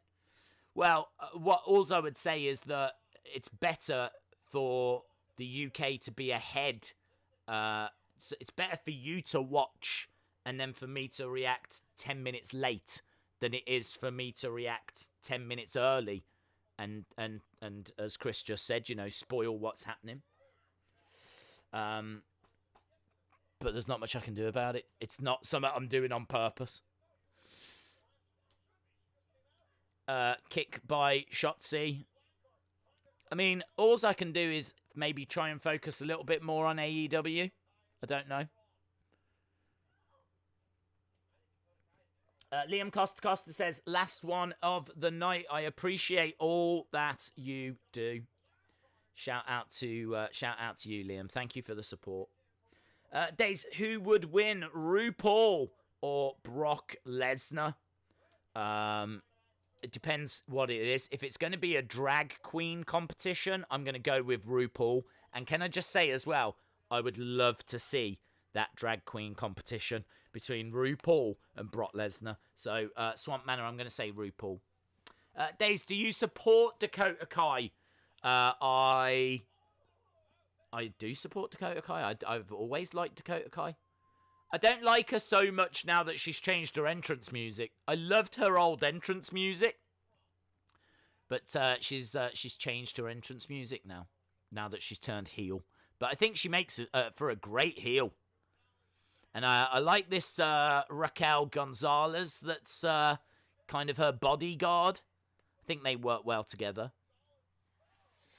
I'm not going to tell you who wins this match, because I appreciate the US is behind. If you're watching in the UK, then you'll already know. Bring back Days with long hair. Feels like we're getting more commercials on AEW this week. Maybe it's just no picture-in-picture. I can't comment, to be honest, because I never get picture-in-picture. So I can't comment as to if we're getting more commercials or not. The Revival is still under contract. Yes, there's big rumours that they're signing with AEW. The only thing I would say is that you have to take anything that's spoken about on today with a pinch of salt, because today is April 1st. So it could all be like April Fools and all this kind of stuff, but I think the rumours of the Revival going to AEW have been strong for quite a while. Right, someone has won that women's match. As I said, I won't say who. Colt Cabana is on commentary for AEW now. Lance Archer should be in action.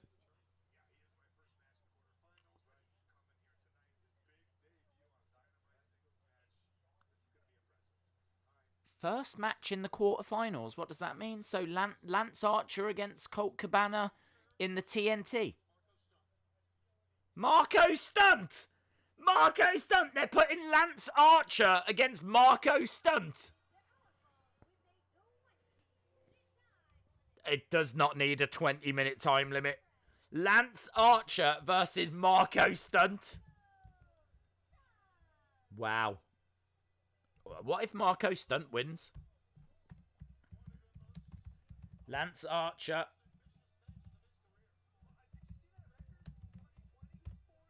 Four and 4 in 2020. I sent a super chat. Yeah, I think I did read it. Did it say go on to Twitter? Dude, I'm drowning in tweets. I'm drowning. I will see if I can find it, 'cause you said you sent it on DM.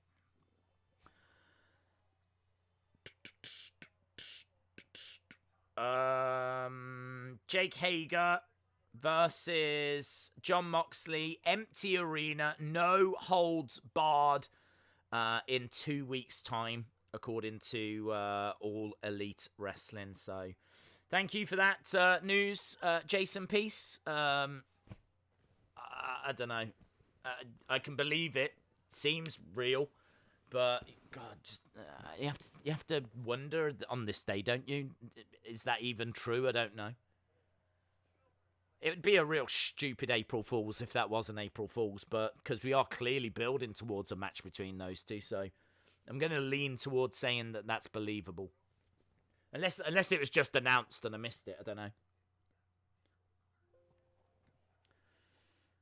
Right, we've got the Jake the Snake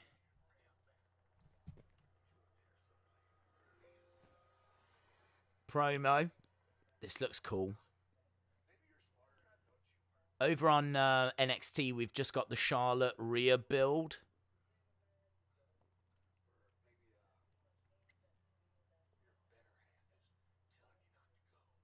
Maybe your better half is telling you not to go. Brilliant. He's brilliant. He's brilliant. Okay, Lance Archer making his way out. Days, is it on the AEW YouTube channel? It's on the AEW YouTube channel, so it is true. Yes, but again, it's April Fool's Day today, so all I'm saying is I don't care. It could be on Cody's Twitter. It could be on AEW's official account. I don't care where it's being posted. I'm still taking all that kind of information with a pinch of salt today. There's just been so many April Fools.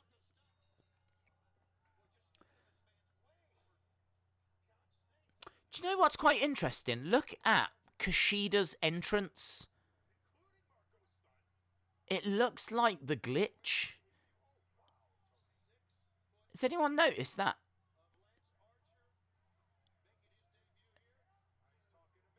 Is the Glitch Ali and Kushida? Are they going to call Kushida up? Wow. That has only just dawned on me. I'll tell you what I'm going to do. I'm not going to give away. I'll tell you what matches are coming up because I don't think that really matters. But I won't reveal who wins matches on NXT. But all I'm going to say is when Kushida comes out, just have a look at his screen. Because I turned around and for a moment I was like, is that the Glitch? And then, of course, it's like, no, that's Kushida's entrance. Marko Stunt, as you might imagine. Whacking Wild. Whacking Wild on his way down.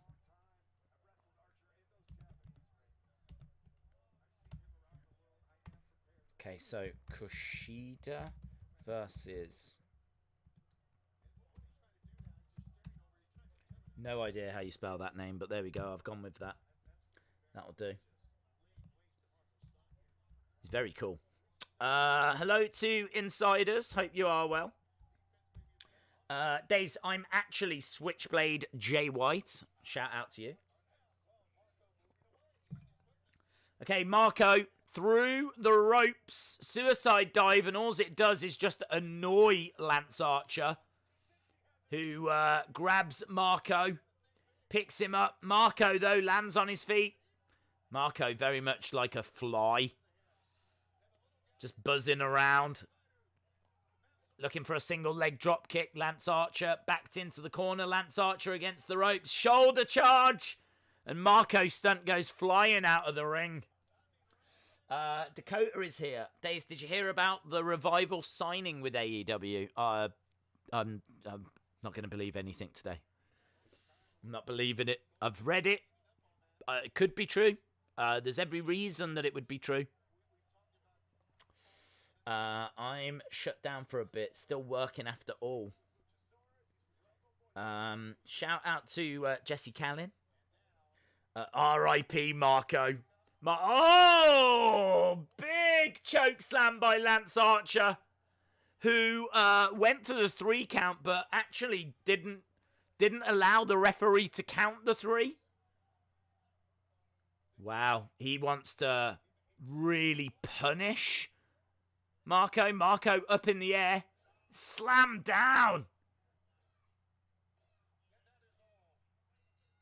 Wow. Okay, we're well underway with Kushida against Whackin' Wild. Should be a great match. I'm a big Kushida fan. We haven't seen the best of Kushida in NXT. So good. I'm amazed that he's not been around the title picture more. I think they're just getting him used to like the American style of wrestling, but he needs a feud. He needs a red hot feud, Kushida. Lance Archer continuing to beat up Marko. Archer couldn't defeat the dinosaur. What, Luchasaurus? Here we go, look, he's picking up Marko. He's slamming it. Oh, he throws him. Hurled him hard into the crowd. So hard, Orange Cassidy falls down. Someone else as well fell down. Lance Archer looks like a monster here. Looks like an absolute beast. And he walks away. Good signing, Lance Archer. The only problem is that he's been around Jake, and Jake is, I think, taller than Lance Archer, so having him dominate Marko Stunt like that, I think was a really good first match for him. Pretty cruel on Marko Stunt, but yeah, some very impressive stuff there. AEW fooled me with Excalibur joining Death Triangle, says Amanda Catherine. Yeah, my general rule is not to believe anything on April 1st. I don't care how realistic it is. I don't care where it comes from. It absolutely could be true, but I still err on the side of caution. There's been so much. We were talking about it when we first started the stream.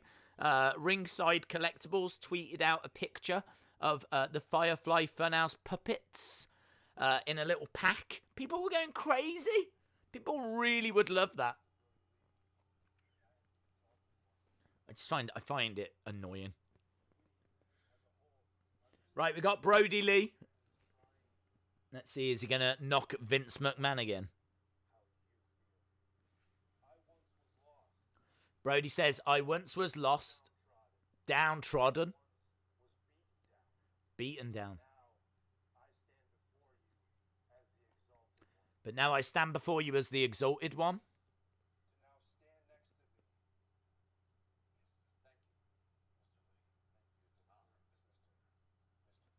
It's Mr. Brodie.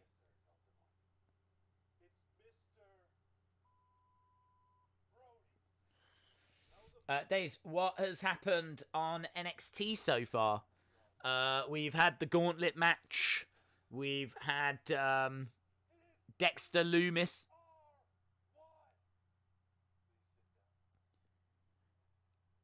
What I can't remember what the first match. Velveteen Dream beat Bobby Fish as well. It's been all right, you know. We will get to the scores. I'm just watching this Brodie Lee promo. Hello, Jody Gilly. It's officially my birthday. Where are you at, Days? Happy birthday, Jody. 18 today. Many congratulations. Shout out to you, Jody Gilly, who should have a new Abyss window for us on Monday, just before the Raw stream. Brodie Lee asking one of the creepers, are you weak? I can't have that within these doors.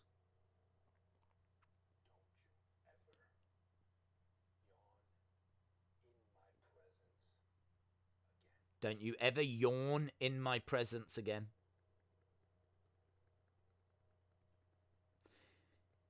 He's wearing like a suit. Is that what an exalted one would wear? I don't know. There we go.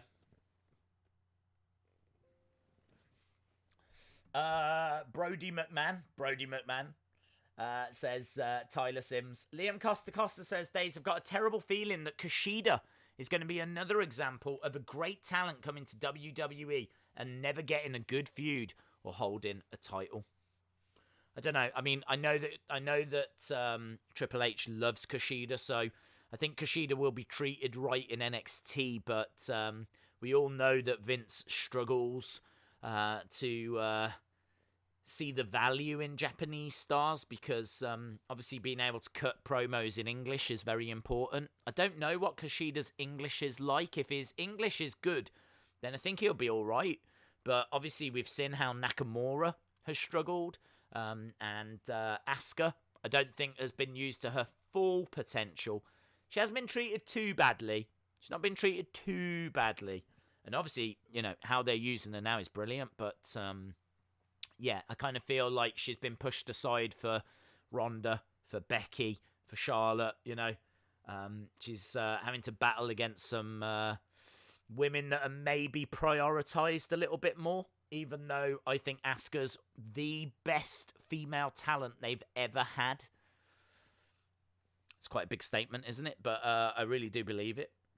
I think she's the best they've ever had. I would put Asuka over Chyna. I would put Asuka over Trish. I would put Asuka over Lita. I'd put Asuka over Alundra Blaze. Days, imagine Kushida versus Shinsuke or AJ. It would be incredible. Be brilliant. I love Kushida.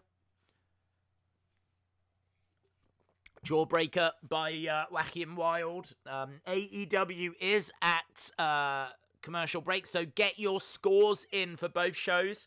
We've got just over 50 minutes to go. Just over 50 minutes to go. Oh, look at this armbar. Look at that armbar by Kushida. Absolutely wonderful armbar. So, yeah, get your scores in. If you are watching as well and you're not subscribed to the channel, hit the subscribe. Make sure that you join us because we are getting ever closer towards WrestleMania. And that is going to be huge. 2-day event.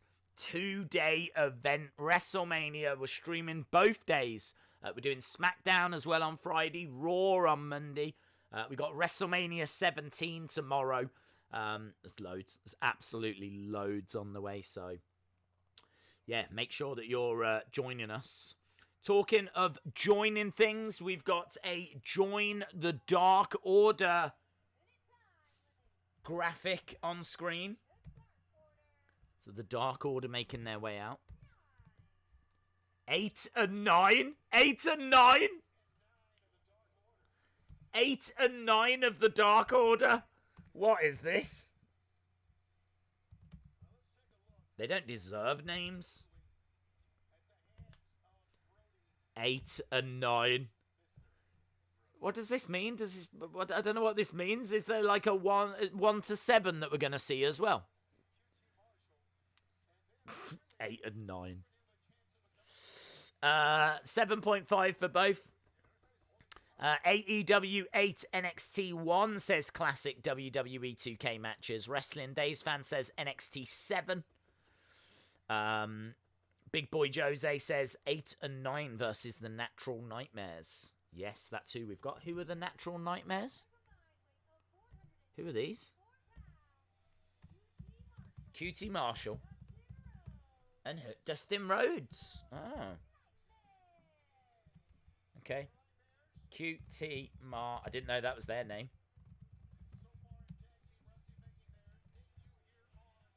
There we go. 8 and 9 taking on the Natural Nightmares.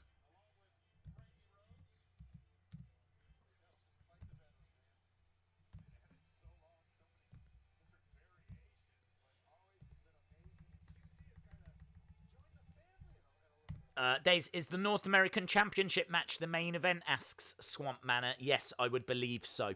I would believe so. LSW says Days, Kushida should have a feud against Finn. 10 out of 10 says Joseph Lewis. Jennifer Lockhart, shout out to you, says AEW 7.5, NXT 6.75. J14 says NXT 6, AEW 6. Kevin says AEW 7, NXT 6. I would say a lot of these scores have actually got AEW. In fact, everyone I've read so far has got AEW ahead. Chalmers saying NXT is a 4, but AEW is a 6. James saying AEW keep taking shots at WWE, and it is getting boring. Eric Dorigi says, Days, hi, I have the same tie as Mr. Oh, same tie as Mr. Brodie. Well, there we go. Perhaps he styled it on your tie. Perhaps he said, I want the same tie as Eric Dorigi. Next week, we've got the women's ladder match. So we've got that to look forward to next week. I think, would that have taken place at TakeOver Tampa? I would imagine so. But obviously there is no TakeOver Tampa. Moments ago, Joaquin... is the Lucha van going to steal him? There is a van in the background. Joaquin says, oh, yeah, the lights turned on. The lights turned on the van. Oh, Lucha, Lucha, Lucha, Lucha, Lucha, Lucha, Lucha, Lucha. They've stolen Joaquin. Yes! The Lucha van. Raul Mendoza, stolen. Joaquin Wilde, stolen. Yes. Anyone going to report this to the authorities, or are we just going to keep watching wrestlers getting stolen? That was Joaquin Wilde. That was. Love it. They've got their own Dark Order going on, haven't they? Right. I thought this would be the main event. Shows what I know. Dijakovic. There we go. So I'm trying not to give away spoilers on matches. So I didn't tell you who won that women's gauntlet match. I haven't told you who won the Kushida match. I did pop for the Lucha van, but can't help that. Coaster Maniacs said, did you see that AJ responded to The Undertaker on the bump? No. Because that would mean me watching the bump. Someone brought up his rivalry a while ago with Joe and asked if he was being hypocritical. Huh? Did you see AJ responded to The Undertaker on the bump? Someone brought up his rivalry a while ago with Joe and asked if he was being hypocritical. I don't quite get that. Sonny Wolf asking, who is kidnapping people? We don't know. Some luchas. A van of luchas. The lucha van. It's where all the luchas live. They live in this van, and at the moment they're just kidnapping NXT talent, so love to see it. Over on AEW 8 and 9 in action against QT Marshall and Dustin Rhodes. Nice slam by Dustin Rhodes. Days Vince is putting people that he wants to bury in the van. He's going to need a big van then. Mohammed said, Days, who are those luchas? We don't know. We don't know. AJ has had enough of WWE's April Fools. I've had enough of April Fools. I would say 99.9% of the April Fools I've seen have been awful. Just not even worth doing. QT Marshall against the rope. Nice double team. 1, 2, 3. So there we go. The Notorious Nightmare Family Collective picking up the win over 8 and 9. 8 and 9 are going to be in trouble when they get back to the Exalted One. Liam Costa Costa says, Days, I haven't watched much AEW tonight, so I can't comment, but I think NXT has been a 7. I could go to an 8 with this killer triple threat match. Notorious Nightmare says, I think Johnny versus Ciampa would have been inside hell in a cell. But because of COVID-19, they have to do an empty warehouse match. But Spark says, the Lucha House abductees. I strongly despise April Fool's Day, says Sonny Wolf. I'm totally with you. Which is really weird because even I think I would love it. Even I think that is totally up my street. That's the kind of thing that I would love, you know. I'm a pranky prankster. So, you'd think that I'd be all over it. I'd plan it in advance. I'd have some epic planned. All this kind of... But I never partake. I hate it. Hate it. There was a NXT TakeOver graphic that was just shown on NXT. So I'm wondering if this was one of the matches we would have got at that show. Because it is for the North American Championship, but I am very surprised that it's not the main event. Unless this match is going to go 40-odd minutes. Oh! Tail of the tape! Tail of the tape! Damian Priest, 6'5", 249 pounds, 79-inch reach. This is different. So they must be doing this when it's a championship match. Dominik Dijakovic, 6'7", 270 pounds, a reach of 81 inches. Striking, precision, agility. And then finally the champ. Keith Lee, 6'3", 340 pounds, 78-inch reach, power, speed, agility, NXT North American Champion. Do I like it? I think I do.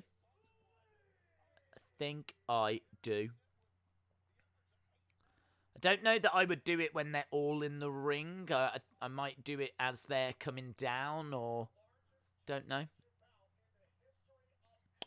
The largest championship bout in the history of NXT, this is.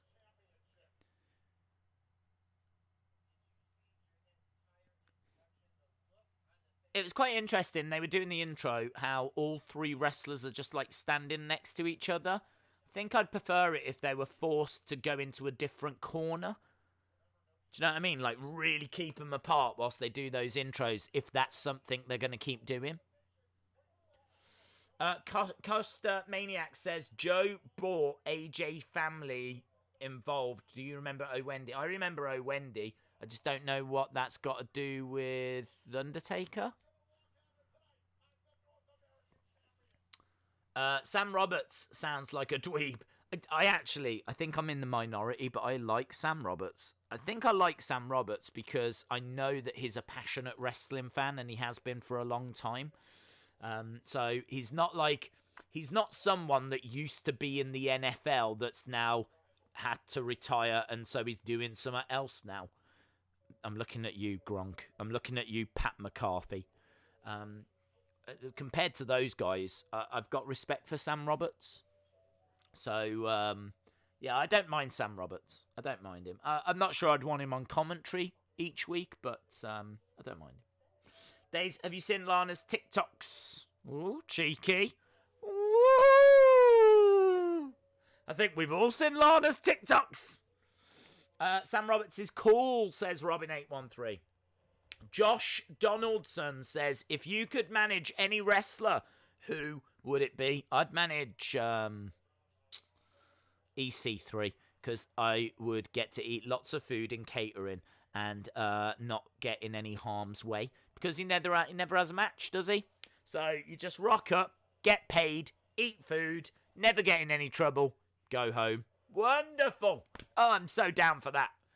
WWE, if you're watching, so up for that. Not that EC3 needs a mouthpiece, because he can talk, he's a good promo, but I am willing to do that job. I am willing to get paid to eat food. and just hang around backstage. Coaster Maniac says AJ is doing to Taker what Joe did to him. Okay. I struggle to understand why it's a point, to be honest.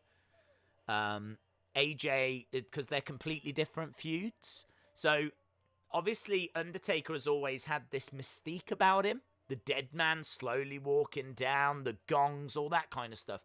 We did see him become more real when it was American Badass, but you're going back a long time for American Badass. You're going back to the Attitude Era for American Badass, or just after, around that time.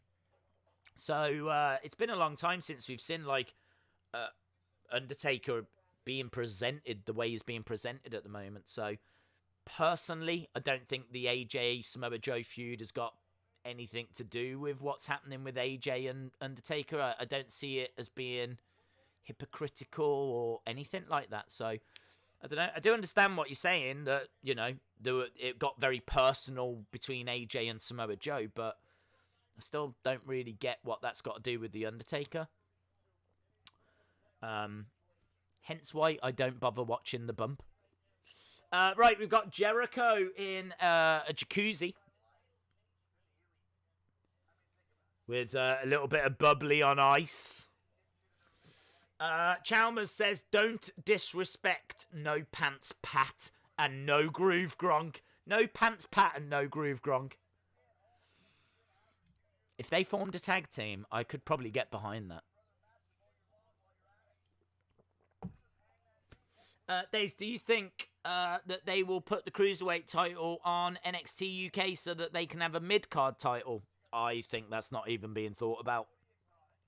I think that because Devlin has got that title, you will see it on NXT UK, but I don't know if there's any long-term plans.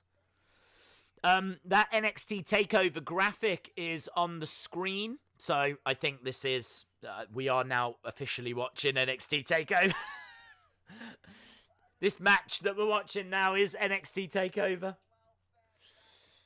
We've got Jericho in his jacuzzi, and Vanguard 1 has appeared. So, Vanguard... Why is Jericho continuing to try and cut a promo whilst Vanguard is behind him?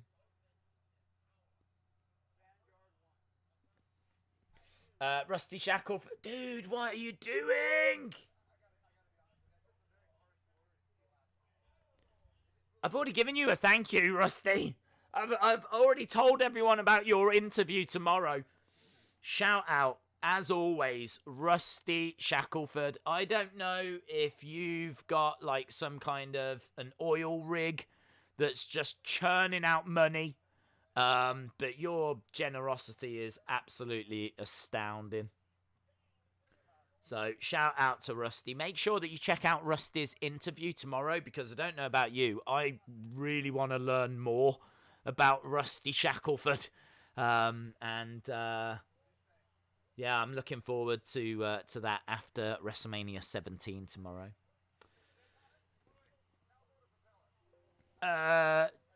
Jericho gives Vanguard 1 a little... He gives him a little Inner Circle t-shirt. Now there's dogs. Now are they going to reach Vanguard?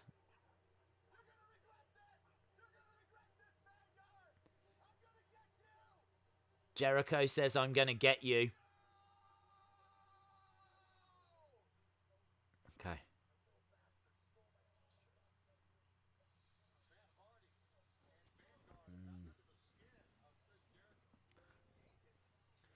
Right, let's go up. Release the hounds. Rusty says, sorry, I just got bored. Right, we've got other matches that have now been announced for the TNT Championship Tournament. Kip Sabian will take on Dustin Rhodes. Lance Archer takes on Colt Cabana. That was announced earlier. We already knew about Sammy Guevara and Darby Allin, and Shawn Spears versus Cody. That will start next week. But amazingly, no MJF. No MJF in that tournament. And there we go. There we go, Jason Peace. I'm guessing because it's being shown on TV that it is true that the empty arena, no holds barred match is on the way. I'm still taking it with a pinch of salt. But they have now shown that graphic that Jason shared with us. They have now shown that on TV.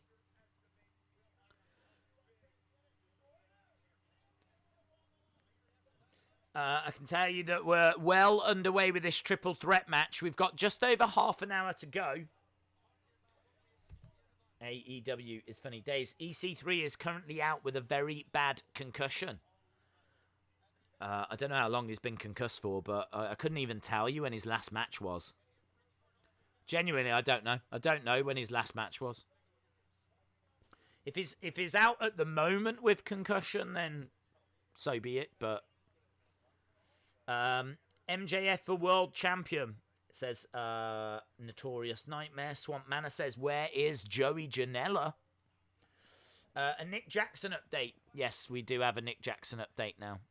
It's been a lot of little video packages and vignettes and things on AEW, which is quite clever. It means that there's less pressure to do matches.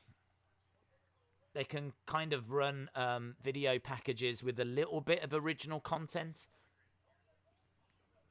They're obviously very used to doing stuff like this with the whole being the elite thing, so kind of works for them.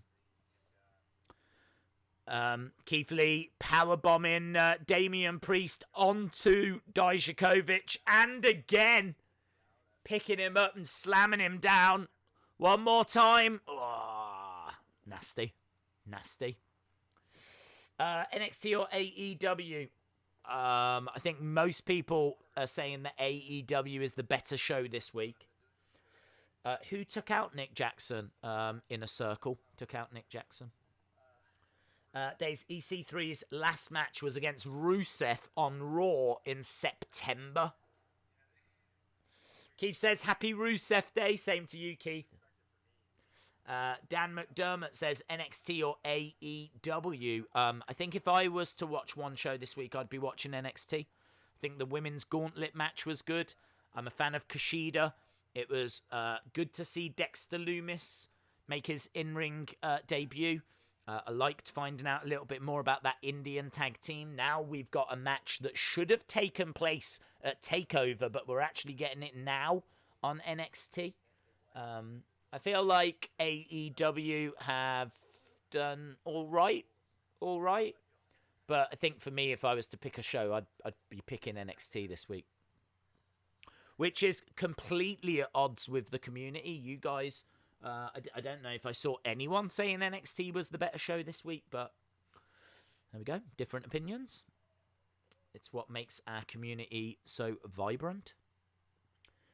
Sister Abigail says, EXO Skeleton. Will Kona Reeves ever leave NXT? I don't know. Maybe he'll get pinched by the Lucha van. Who can say? Dakota Days, we are not friends tonight. I just forgot about my second wife. Cal W says NXT is better. NXT is a 7. AEW is a 7, says Wrestle Factor. Toy Bandit says NXT is a 4. Ben the Tank says AEW is doing a better show. NXT and AEW are both good. I agree. I don't disagree with that. I think they are both good. I would give Days a super chat, but I'm struggling with money. Isaac Balor, I never encourage him. I never encourage him. Rusty Shackelford says, spoiler alert, Rusty does not own an oil rig. Well, I can't wait to find out what Rusty does own. It wouldn't surprise me if it was like several NFL teams. I wonder if Rusty really is Vince McMahon or something like that. Do you think Rusty is like Tony Khan? Maybe Rusty is Linda? All this time, Rusty Shackelford is Linda? Wow. I think NXT is better, says Jordan. Well, look, not going to worry about what show is better. We'll do our scores at the end. I think both shows are doing very, very well under the circumstances. So nothing but love to both AEW and NXT. NXT 9, AEW 3. NXT is not a 6, it's at least a 7.6. Days, you know how they call WrestleMania the grandest stage of them all. WrestleMania 36 should be called the smallest stage of them all. Yeah. I mean, it is very weird seeing this match without a crowd and seeing an NXT TakeOver graphic being displayed. I suppose it's their way of saying this is what we would have got at that show. Damian Priest and Dijakovic, so we're still underway with this, and Keith Lee getting slammed down. Keith Lee getting hurled down. I won't give you the spoiler as to who wins this match, so don't worry about that. But I am going to react to any big spots that happen in it. AEW is a commercial break, but I think it's about to come back. Twisting. Splash. Shoulder up by Keith Lee. Sammy Guevara making his way down. Right, here we go. Sammy Guevara. Sammy Guevara versus... I can't remember who it is. This was one that we did speak about on our little preview. Sammy Guevara versus... Oh, it's the tag team match, isn't it? So it's going to be Sammy, and it's going to be Shawn Spears versus Cody and Darby Allin. There we go. This could be our main event for AEW. Yes, it is. They just said it's the main event. WrestleMania is in 2 days. Yeah, it doesn't feel that way, does it? Doesn't feel that way. Days, this tail of the tape is what SmackDown should be doing, as Fox wanted them to have a more sporty feel. NXT has taken the idea instead, says Liam Costa. Big Boy Jose saying it's a tag match. NXT next week is going to be awesome. Yeah, NXT next week will be awesome. I can tell you that we do have a winner when it comes to that triple threat. So that was not our main event. Again, if you are watching and you're not subscribed to the channel, hit the subscribe. Make sure that you join us for everything that's to come. We've got WrestleMania 17 tomorrow. Then on the Insiders Wrestling podcast, we've got the interview with Rusty Shackelford. On Friday, we've got SmackDown. And then we've got something very special after SmackDown. Then on Saturday, we've got WrestleMania. After WrestleMania, we've got the Insiders interview with Kyle Scarborough, who is a great friend, tattoo artist for Bray Wyatt. And then on Sunday, we've got WrestleMania Day 2. Monday, we got Raw. Tuesday, we got NWA. So much coming up. So much coming up. Right, Darby Allin making his way down.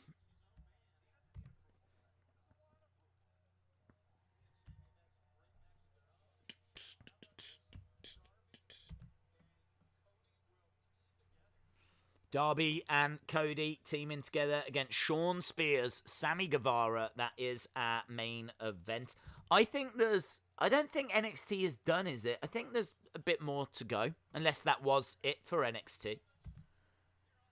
I know that it does finish early here in the UK, but man, that's even earlier than was scheduled. They said it was going on till 1:45, so there's still, according to this, there's still 10 minutes to go for NXT here in the UK. Days, why isn't Joey Janela in the tournament? No idea. Why isn't MJF? I think NXT did just end, Days. What's that about? I don't understand. That's weird. It was meant to...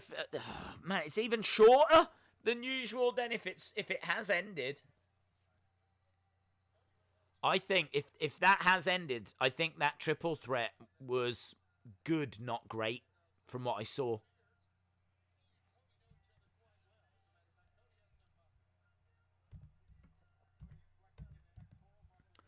Okay, I'm going to score NXT. I'm going to score it 6.5 is average. What did this have? The Gauntlet was good. Main event was meant to be at TakeOver. But as I said, it was good, not great. I like seeing Dexter Lumis. Let's go 7.25. Let's go 7.25. It's too short. I mean, I don't know if I'm just missing out on commercials or what I'm missing out on, but the fact that it's finished here in the UK is very frustrating. But there we go. 7.25. I thought it was a decent show. Just maybe not spectacular. Darby Allin looks like a young Sting. I'm getting into that vibe. We got Jimmy Havoc at ringside. They're just going through Shawn Spears. Shawn Spears' record in 2020 is he's won 1, lost 6. That's awful. If NXT is finished, then AEW has got a big chance to win it this week. Well, I think NXT is still going on in America, but here in the UK on BT Sport, it's finished. I did notice that it's in the guide that it's scheduled to finish at 1:45. I mean, it's finished 10 minutes earlier than that. So yeah, in the UK, it's a bit of a mess. But I think in America, it's still on. It's still going. I've got skiing now. I've actually got skiing. I've got X Games from Aspen. I'm watching skiing, which is actually quite interesting. He's going backwards. That's amazing. Flipping round. Wow. Lands it.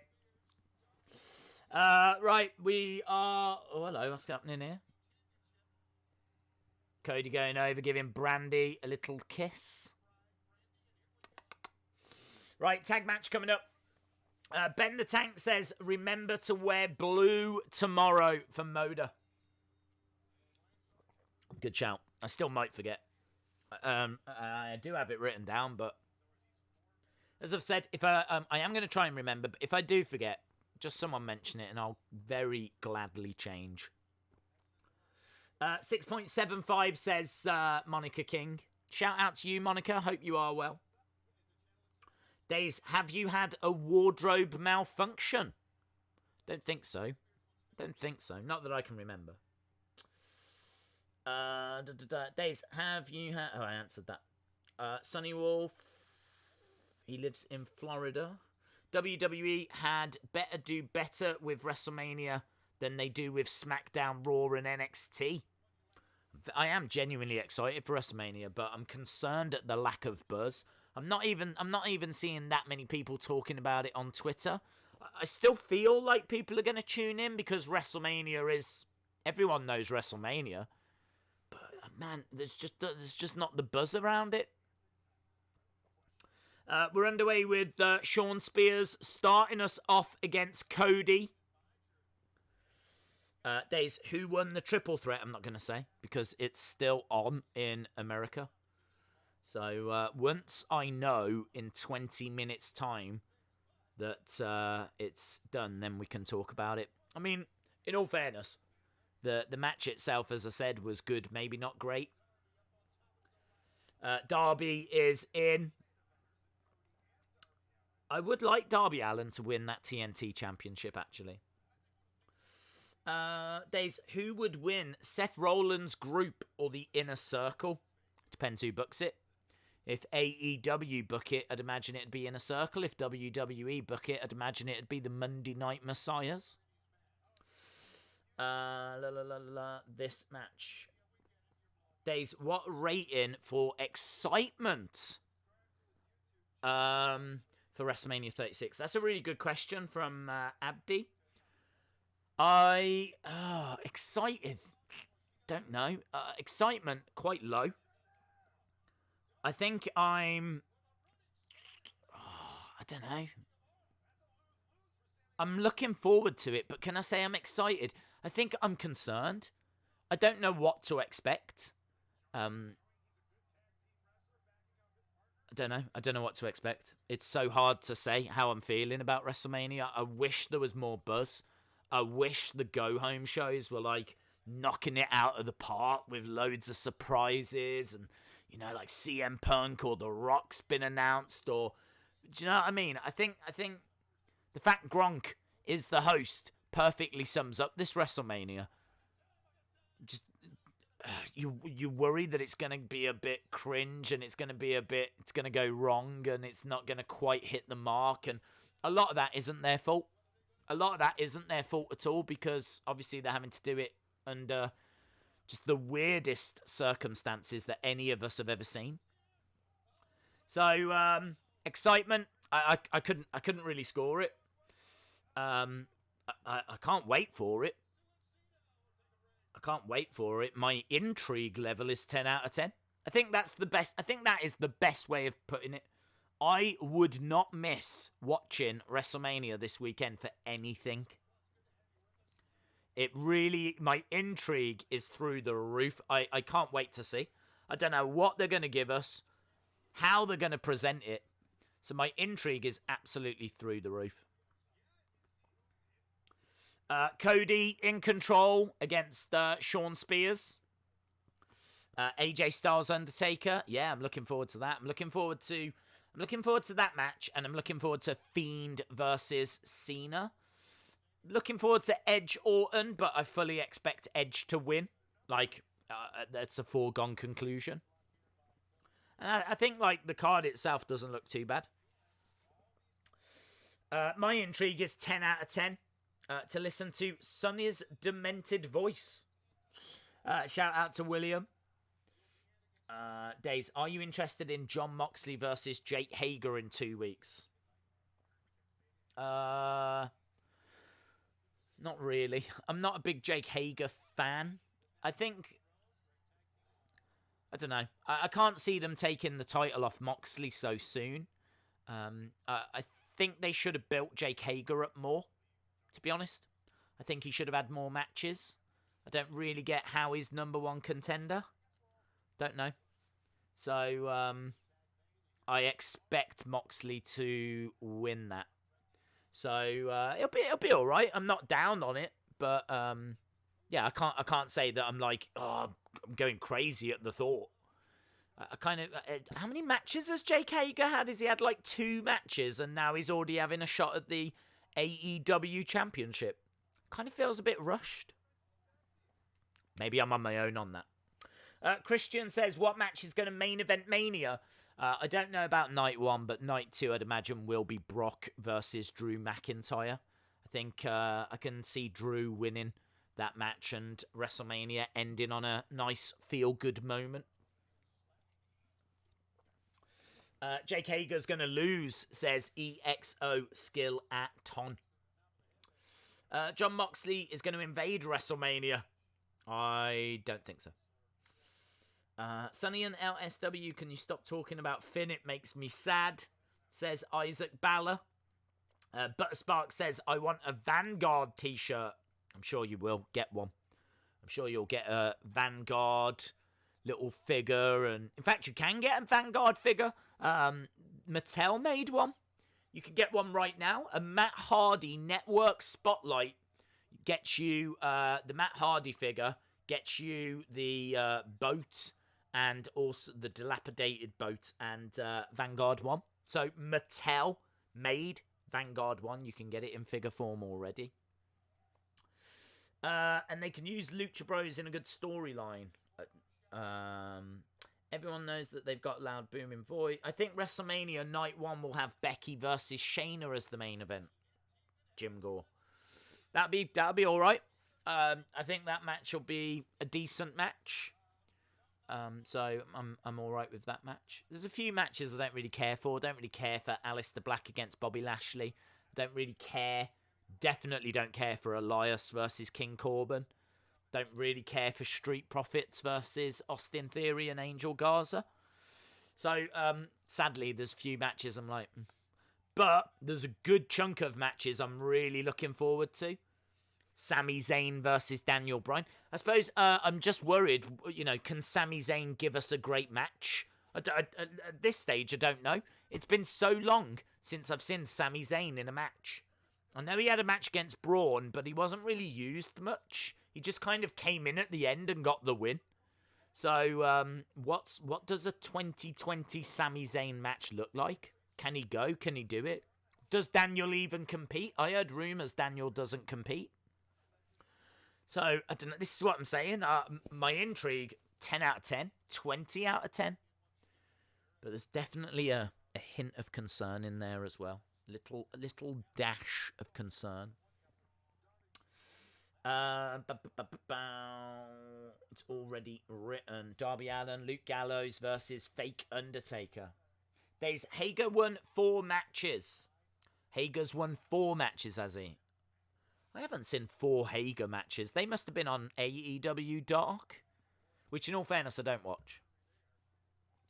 So 4 matches, chokes out Moxley, and he gets a title opportunity, which in all fairness is a little bit better than Roman Reigns walking up to Goldberg saying, I'm next. So, fair play.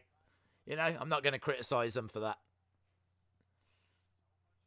And as they've said, undefeated in MMA as well. Big chop by Shawn Spears. Shawn Spears in control. It's defo a mania of a lifetime. Notorious Nightmare says, Days, whoever is Mr. Money in the Bank, they should announce that they will cash it in at WrestleMania 37. And the champions and challengers wait for who Mr. Money in the Bank will cash in on. No. I don't like them announcing in advance. Those moments where you're constantly waiting, like, is it now? Are they going to come down now? Is this the moment? I wouldn't want them to say, I'm going to cash it in at WrestleMania. Wasn't it John Cena that did that? John Cena cashed it in. I think Braun as well. Braun cashed it in and was like, I'll see you at SummerSlam. Or I'll see you wherever. That takes the fun away for me. I like those moments where the music hits and they just come walking down. So I'd love Edge to win the Money in the Bank and cash it in and make the most of that opportunity. That if you win Money in the Bank, that's your advantage. You can cash it in at any time. It's in the rules. So do you know what I mean? You're only following the rules. So I would, personally, I would have them still do it as a surprise. Rusty Shackleford 360 says, sorry Days, I gotta go a bit early. Just accept your super chat beatdown and like it. Good stream, sir. Shout out to you, Rusty. Really looking forward to that interview with Rusty. Tomorrow I will be in the chat for that interview, so we're going to watch WrestleMania 17, then we're going to jump over to the Insiders podcast and listen to the Rusty Shackleford interview. So shout out to Rusty. Thank you so much for the support. You know that it's greatly appreciated. You also know that I wish that you didn't do it, but no one tells Rusty what to do. That's something that we've all learnt. So no one tells Rusty what to do. And hopefully we'll learn some more about Rusty tomorrow. So shout out to you, my friend. Thank you for joining us. Really looking forward to that tomorrow. Look, NXT is finished. In regards to the Wednesday streams, I do find them very difficult to do because obviously we have to watch 2 shows. There's people that are passionate about NXT that only watch NXT. There's people passionate about AEW that only watch AEW. Now BT has thrown a spanner in the works by ending early here in the UK compared to in America. So now that's something new that we've got to deal with. I do find the Wednesday stream probably the most difficult stream. It's the hardest stream to have fun with, I find, because both shows give you quite serious shows. Like there's a bit more humour on AEW. So credit to AEW for that, but there's next to no humour on NXT. They seriously lack a funny bone. Cody looking for figure 4 on Shawn Spears. Here we go, figure 4 on Shawn Spears, but Sammy Guevara coming in.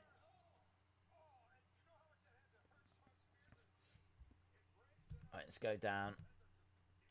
I hope the finale of the TNT tournament is Darby Allin against Lance Archer. Could be. I would like Darby Allin to win it. Cody gets thrown out the ring. Darby Allin over the top. Big splash onto Shawn Spears. Oh, look, a big beatdown. Britt Baker with a shoe. Britt Baker just showing her shoe to the camera. That was a nice little moment. Britt Baker like, ah, bang, bang, bang. They do know that they work for Cody, don't they? Are they aware that Cody is an executive vice president? I mean, from a career point of view, I would feel like doing that would hurt your future chances, your future prospects within AEW. So, I kind of feel like that's a bad move.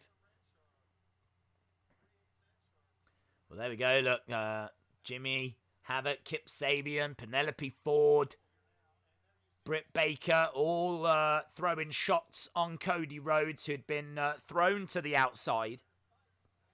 Days, what do you think of Tyson Fury versus Cain Velasquez? I've got no interest in it. I think Tyson Fury is a boxer. I'm only interested in seeing him box. We've spoke about this before. Do you know what I mean? It's like Muhammad Ali, one of the greatest boxers of all time. I've got no interest in watching him knit. I want to see him do what he's known for, which is box. And the same with Tyson Fury. I want to see him box. So if it's going to be a boxing match between Tyson Fury and Cain Velasquez, then I'll be interested. If it's going to be an MMA fight between Cain Velasquez and Tyson Fury, well, give that a look. You know, a boxer's got a chance in an MMA fight. So, yeah, I'd be on board with it. But a wrestling match, I've already seen Tyson Fury trying to wrestle. I don't need to see him trying to wrestle again. Standing vertical suplex. Cody up in the air. Nice. Nice by Sammy Guevara. I don't think Cody works that way, Days, says Chris. I'm still saying it's not. Whether it works that way or not, beating up the executive vice president of the company can't be the best career move.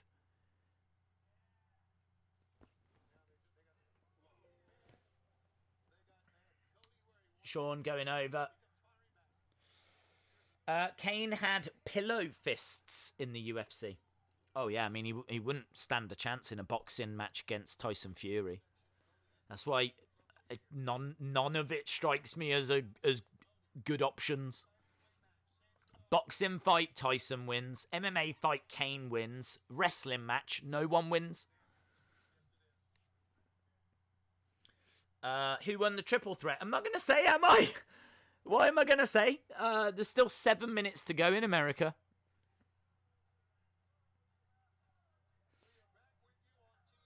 Here we go. Look, Sammy Guevara standing on the shoulders of Cody, who is draped over the ropes.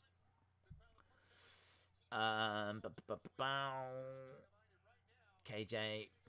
did you know that Ali had a wrestling match in New Japan against the founder of New Japan? Antonio Inoki. Ali versus Antonio Inoki? Definitely does not feel like a match that ever happened. Notorious Nightmare. I'm going to lean towards that not being true, but if it is, then fair play. Google Global Truth Project and read the present for the truth about life and death, which can change the world if everyone checks it is true, especially pages 1 to 4. But there we go. Far East Man urging that you all read the Global Truth Project. Shawn Spears in control against Cody. Cody firing a shot back on Shawn Spears. They're trading blows back and forth. Days, do you think Finn was going to win the UK title? Hard to say, to be honest. I would lean towards yes, because it was in Dublin. And I feel like Finn winning the title in Dublin, the crowd going crazy, I think that's something WWE could buy into. And obviously, Volta can always win the title back. So I'm going to lean towards, yeah. I think he could have won the title. Cody tags in Darby Allin. Darby Allin going up top. There's about 4 minutes left. Nice double missile drop kick to Sammy Guevara and Shawn Spears. Darby Allin colliding into these two in the corners. Darby Allin. Nice springboard back elbows. Days, I don't know about your theory about fighting Cody. For example, look at Stone Cold. He became the biggest star in wrestling, fighting his boss, Mr. McMahon. Sean, I don't know what you mean by theory. It's not really a theory. I'm just saying that he's the executive vice president, so it doesn't feel like a brilliant career move. And actually, didn't Vince McMahon do everything in his power to prevent Stone Cold from becoming champion? So, again, if Stone Cold was motivated by championships, then his feud with Vince McMahon probably wasn't great for his career from a championship point of view. Of course, I mean, look, it's all the storyline anyway. I'm totally understand. But my point is that it's just quite surprising to see heels laying into, so willingly laying into an executive vice president. But of course, authority figures and people rebelling against them has been a rich part of wrestling history, so it's not a major thing. It's not a theory. I'm just saying that I found it surprising they would so willingly lay into Cody. But then they are heels, and that's what heels will do. Heels will do heel things. And even Britt Baker was using her heels. That's how much of a heel she is. Wow, here we go. Look at this. Darby has climbed up a pole and a coffin drop from this support beam, this pillar. That was cool. That was really cool. Every time they say coffin drop, I always think of, like, medicine. You know, like cough drops. I always think of them. Back elbow by Darby Allin. Headbutt by Sammy Guevara. Darby, ooh, thrown into the railings at ringside. Big strikes to the back by Cody. Cody going up top. Reverse suplex. But big frog splash by Shawn Spears. How long's left on this? There can only be a couple of minutes. Got to be getting towards the end. Days, it's actually happened. I've sent a tweet to you. Okay, fair play. I will have a look at that after. Days, what if the creepy kid who sang Whole World in His Hands is in a room with old Bray merch and is singing the Firefly Funhouse theme? That would be dark.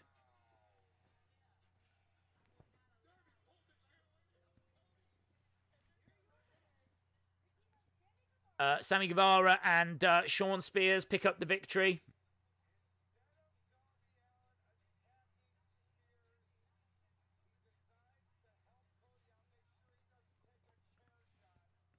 So Darby helped Cody, but it ended up costing him. And Darby very frustrated. Darby, look. Oh! Turns on Cody. Is that a heel turn? Is that a heel turn, or is that just frustration?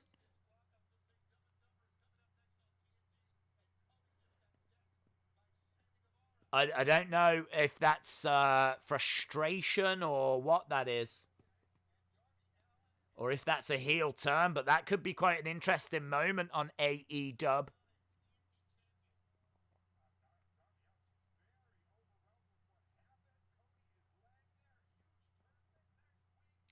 Big tournament starting next week. And that is it for AEW. So get your scores in. The US NXT just finished. There we go. Keith Lee match is over now. Thank you. So there we go. Keith Lee retains. NXT 9. NXT 9. I feel like that's higher. I don't feel like there was much monumental that went down on NXT to give it a 9. Do you know what I mean? Like, personally, I would be looking for some big shocks, surprises, some OMG moments for a 9. I'm not sure we really got OMG moments. But look, if your scale, it's a 9. Fair play. I'm gonna say that actually, I mean, AEW, this is so difficult. I think this is a really hard week to score, to be honest. I'm gonna go with a 7. I'm going to go with a 7, maybe a 7.25. Maybe they're so hard to score. Let's go 7.25. Let's just say they're the same. I actually thought that NXT was doing a better job at the halfway point. NXT, by the time it got to the end, and a lot of this could be because it ended early for me. It really could be that it ended early, and as a result of it ending early, I'm just kind of like a bit down on NXT. I actually thought NXT did well this week. It was a decent episode. When it comes to AEW, again, not loads to kind of get lost in. Hikaru Shida match, Dustin Rhodes and QT Marshall taking on 2 numbers, 8 and 9. A few like vignettes which were fine, pretty good. Lance Archer destroying Marko Stunt. I just kind of feel like it's solid, but not spectacular. And I kind of feel like you can say the same for NXT as well. So I kind of feel like saying they were about the same is probably fair. If I had to watch a show, if someone was like, you've got to watch one show, which show would you watch? I think I'd just lean to NXT. But I'd be leaning to NXT because of that debut that we saw. Dexter Lumis is someone I've been waiting for a few weeks. So to see him finally appear was a nice moment. But then saying that, getting Lance Archer's first match was a nice moment as well. So this is what I'm saying. I feel like even score is probably fair this week. I feel like it's probably fair. 7.5 for both, says Sean, which, as I said, I think is probably fair. P. Rook, shout out to you. Days loves sitting on that fence. I do try not to. But I just have to be honest. My gut feeling, I mean, I'm quite happy to not sit on the fence and say if I had to watch one show, I would watch NXT out of the 2 this week. So I feel like at least I am committing to something. But I think if you want to score both shows, then I think they were so close that I think, yeah, just give them the same. NXT because of Dakota, not Dexter, the laboratory guy. Dexter Lumis looks like he could become a Paul Heyman guy. Yeah, he was quite manic in the eyes, wasn't he? Just like staring out, and like it was quite an interesting character. I'd like to see a promo from Dexter Lumis. So he's got a good look and a decent background as well. So you do know that Dexter Lumis debuted last year.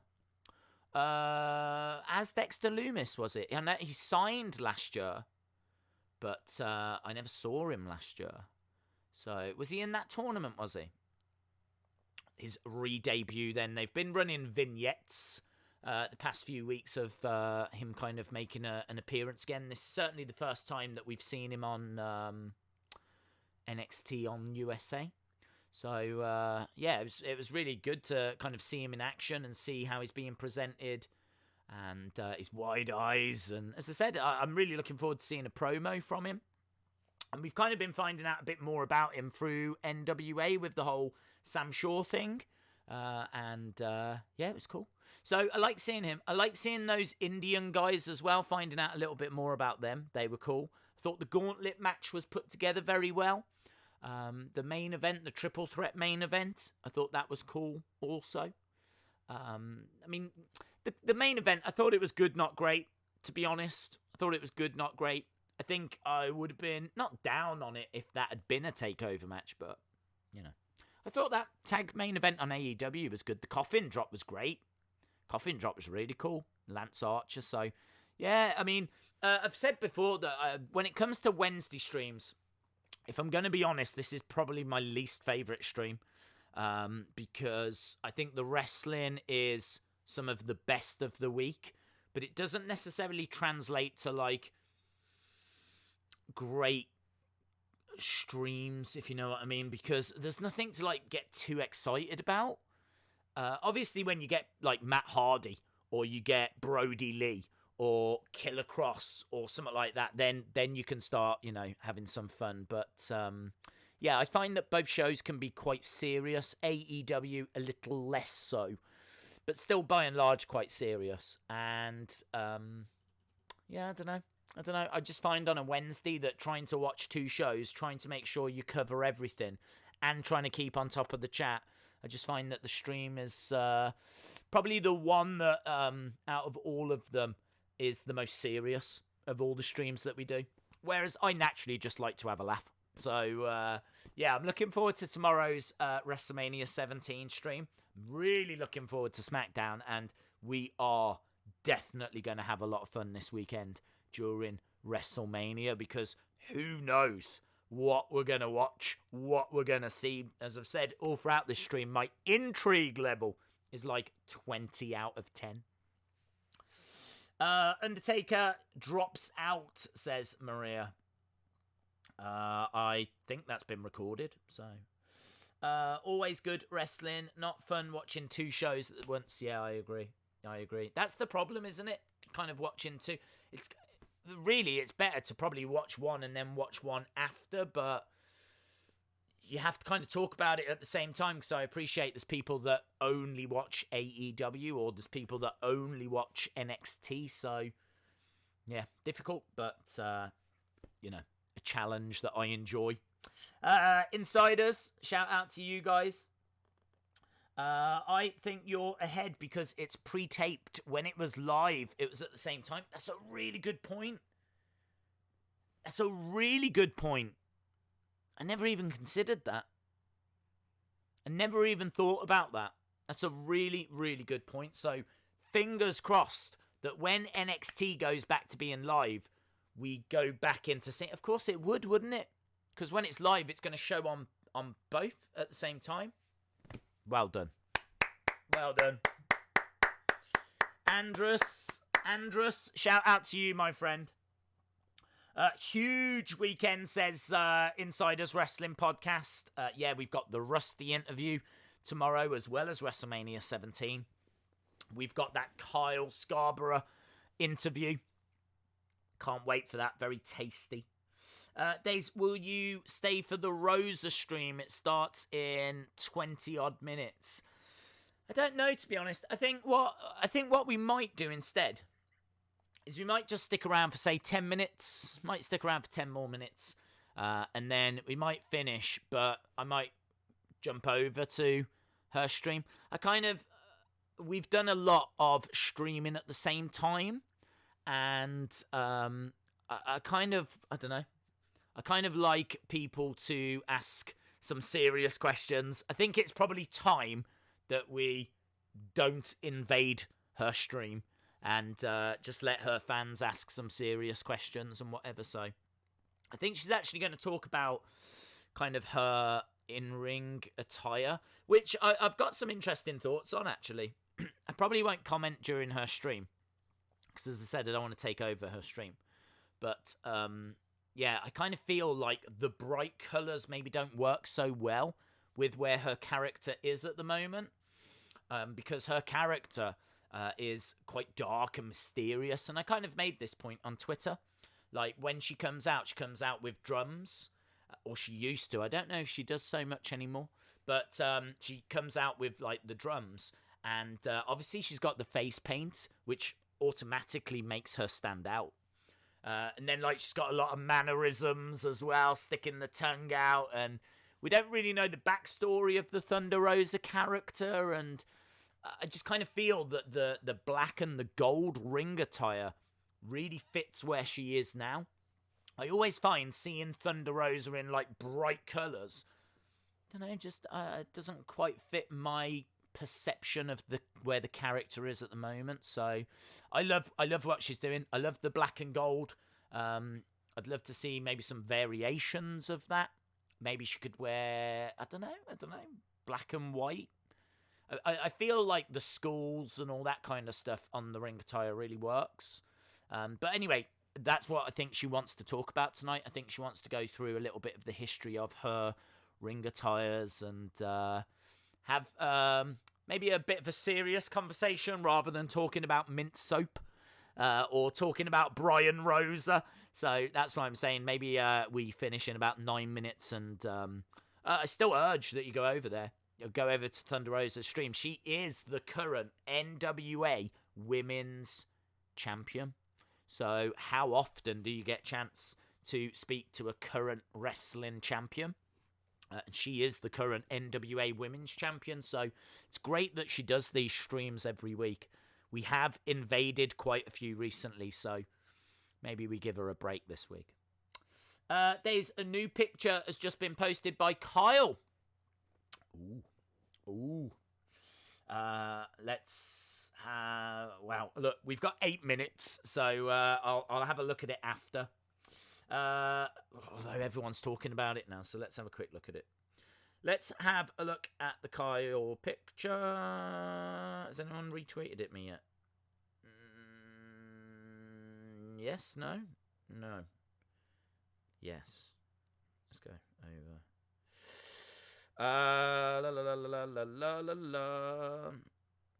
Okay, so it's an image of the Fiend mask. It looks the same as the Fiend mask. Is it? Does that look any different? I don't think it does. I feel like it is the same. Someone will have to translate because it's in Hebrew. Tumon? That can't be a correct translation. Tumon? What does that mean? Well, anyway, here we go. Kyle, who is being interviewed on the Insiders Wrestling podcast. That's going to take place after day 1-ish of WrestleMania. He has just tweeted that out. What a great image. It's a brilliant image. Very powerful image. Not sure if there's any hidden meanings in there. I'm sure people will break this picture down, potentially find some hidden little things. There's been a few hidden little letters and things like that in there. So, very interesting. Connor Shaw says, hi Days, I'm from the UK and I saw the end of NXT. Yeah, really frustrating that it's at a different time, but I love the point that was just made about the fact that when it goes back to being live again, it should get back into sync. So I think what I might look, I don't know, it's really hard for me to pause. It means me having to get up, pause, wait for you guys to catch up, then unpause, but I have to do all of that upstairs, which I can easily go and do. That's not a drama. But I just don't know if it won't fall out of sync later on. I don't know how often it falls out of sync. That's the only problem. Insiders Wrestling Podcast said, God forbid is what it translates to. Very cool. Very, very cool. Anthony says, why was there no Killer Cross follow-up? I think that's because there wasn't really anything involving Johnny or Tommaso. I think Killer Cross is definitely teasing that he's going to be involved in that match, or he's going to come out after that match, or something. Unless Killer Cross is going after Triple H. Obviously, it was last week at the end of NXT when we got Tommaso, we got Johnny, we had Triple H in the ring, and then it came up on screen, didn't it? The little Killer Cross vignette. So I do think that it's something connected with those guys. We didn't really see them this week. There was just a little video package. So I don't think there was a reason for Killer Cross to make his presence felt. So maybe it was for that reason. Eric Haberman says he has now got 1,000 followers on Twitter. Very, very cool, my friend. Shout out to you. Great stream. I really enjoyed it. Thank you, Wrestling Days fan. This I hope the community is aware. We have mentioned it before that this one is a bit of a more serious stream. I never intend for it to be a more serious stream, but they're just more serious shows, as we keep saying. So as a result, we have a bit more of a serious stream. So yeah, as I said, not my favourite stream of the week, but plenty of other streams anyway for us to have fun with, including WrestleMania 17 tomorrow, SmackDown on Friday, WrestleMania 36 this weekend. That is going to be huge, absolutely huge. We start at 5 Eastern, which is 10 in the UK at night. It is 6 Eastern, 11 in the UK that the kickoff show starts. WrestleMania itself starts at 7 Eastern, midnight here in the UK. Angry Pizza, the Sonny Wolf children are overrated. Cameron Live 2 says, Days, what is your favourite arena in the world that WWE goes to? My favourites are the Hammond Civic Center, Hammond, Indiana, and the Allstate Arena in Chicago. I do like Allstate. I like Allstate, not so much because of the arena, because all the arenas look the same to me.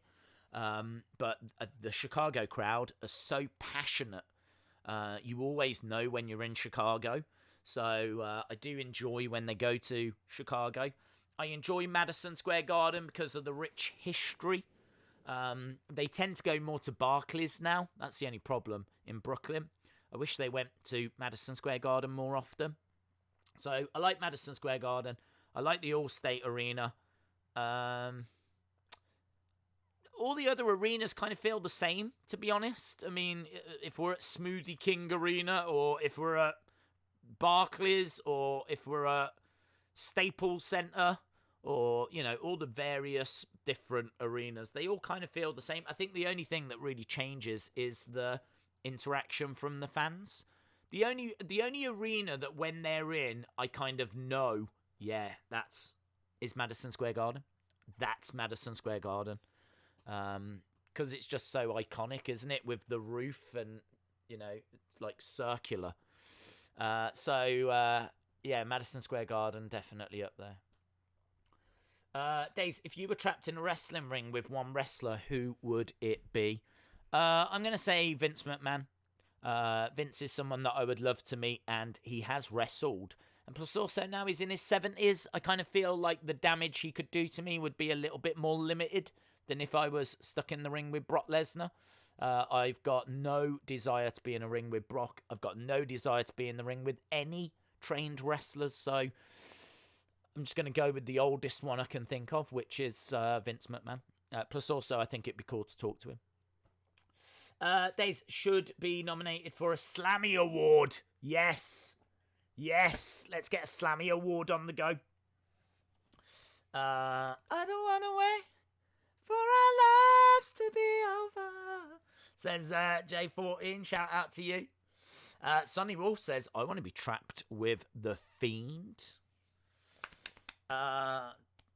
Maria, yes, I saw your comment earlier that you was in hospital. Shout out to you. Hope you get better soon. Jim Gore says, too bad the AEW, New Japan Pro Wrestling, and WWE could not put on one giant super show after this was all over. Hey, look, I think AEW and New Japan could probably get together and do that, but we all know that Vince is not signing up for that. So, yeah, I understand what you're saying. I agree. I think a lot of fans would absolutely love it, but I don't think there's anything necessarily stopping New Japan and AEW, because we've seen New Japan stars and AEW stars competing together at Wrestle Kingdom.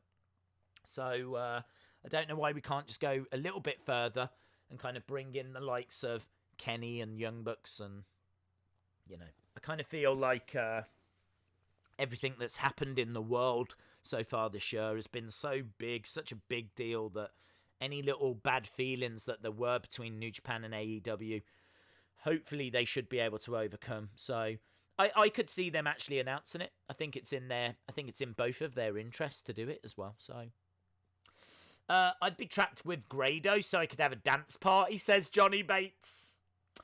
Days, how are you going to watch WrestleMania 17, says Carmen Live 2. I'm going to watch it on the network. No adverts, no messing around. We won't fall out of sync with each other. We should be able to watch the whole thing at the same time. As long as you've got the WWE network, then you should be able to watch it. I honestly don't know if you can even find illegal streams of it on Google. I wouldn't encourage that, but equally I definitely would encourage it if it means that you can join us. So I don't know, however you can find, maybe you've got it on DVD, or maybe you've got it on VHS, maybe you've got it on Laserdisc, maybe you can just remember it. I don't know. But we're going to watch it on the WWE Network. We're going to start at 11 o'clock. I'll do a little countdown. I'll have it queued up. I'll give you all a good 5 minutes or whatever to find it, get it sorted, and then I'll say, you know, right, we're going to start in 3, 2, 1. Bang. Press play, and we're underway. And then we should roughly be enjoying it at the same time. This is one that our community voted for.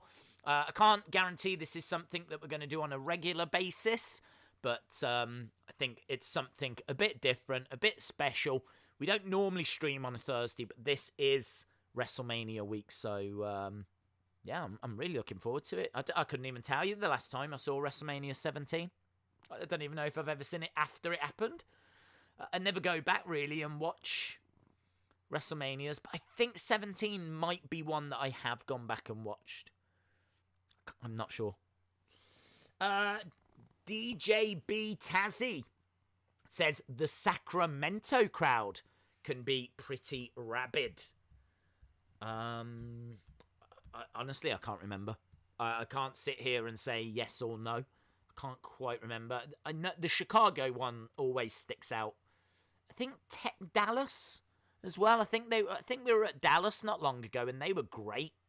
And I remember commenting on how great the Texas crowd was. Everything's bigger in Texas, and they seemed very passionate. So if you're telling me that the Sacramento crowd are good as well, then I'll believe you, bud. I'll believe you.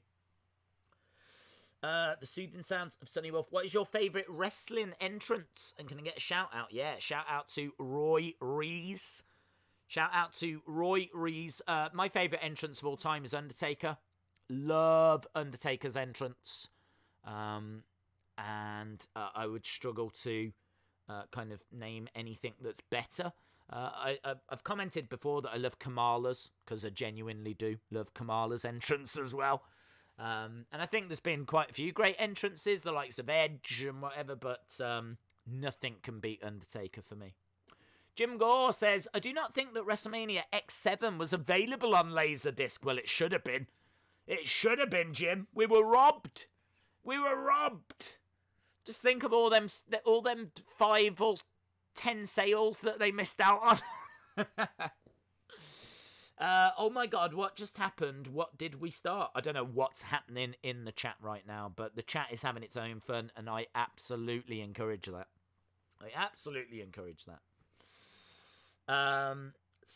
Sexual Seduction by Sonny Wolf. Hello. Shawn Michaels, WrestleMania 25. Oh yeah, as a one-off entrance. That's brilliant. I thought you meant like, you know, standard, what you see every time they come out kind of a thing. But yeah, if you want to talk about one-off entrances, then yeah, I totally agree. Roy Rees says, my favourite wrestling entrance in WWE and AEW is Cody's entrance. Okay. Fair play. Hell in a Cell. Yeah, Maria, I heard, as I said, shout out to you, and I hope that you get better soon. Jim says there have been calls for Marvel Comics and DC Comics to do a giant comic book crossover to help the comic book industry. That would be awesome. That would be brilliant. Even I don't care about comics, but even I would be interested in seeing that one. So yeah, that'd be very, very interesting. Your boy says, Dace, just read my Sonny Wolf comment. I'm not sure I want to, do I? I don't know if I want to. Is it all gone a little bit kinky? Right, we are, less than 5 minutes away now from Thunder Rosa's stream beginning. So I don't really want to take up too much time. I urge and encourage you to go over there. I've actually got a bit of work that I need to do. So, as I said, I am 1000% going to be watching. I don't know that I'm going to be interacting because I do have a bit of work to do. And also, I don't want to be taking over her chat. But, yeah, I urge that you go over to her YouTube channel. If you search Thunder Rosa and go over there, then you should be able to find her YouTube channel. And then you can interact with the current NWA Women's Champion and legitimately one of my favourite wrestlers in the world right now. So can't wait for NWA to get back up and running. I can't wait for us all to get back to our regular lives. Hopefully we don't have to wait too long for that. Hopefully we're kind of at the peak of this thing. I don't know. I haven't seen what's being said. But I really hope that we are at the peak of this thing and we can start to move forward. But yeah, thanks a lot for watching. But a Spark saying about McGregor and Ferguson, I'll believe it when it's announced. And if it's been announced today, I still don't believe it because of it being April 1st. So let's see if those rumours are still around tomorrow. But yeah, awesome. Thank you so much for watching. You know I appreciate it. Joining us on a Wednesday for NXT and AEW. I think both shows did well, considering the circumstances and considering everything that's going on in the world. As I said, I think both shows did well. We are back tomorrow for that WrestleMania 17 watch-along. Friday for SmackDown, and this weekend, unbelievably, for WrestleMania. So, there we go. Awesome, guys. Thanks a lot for watching, and jump over to the Thunder Rosa live stream right now, and hopefully see you again next time.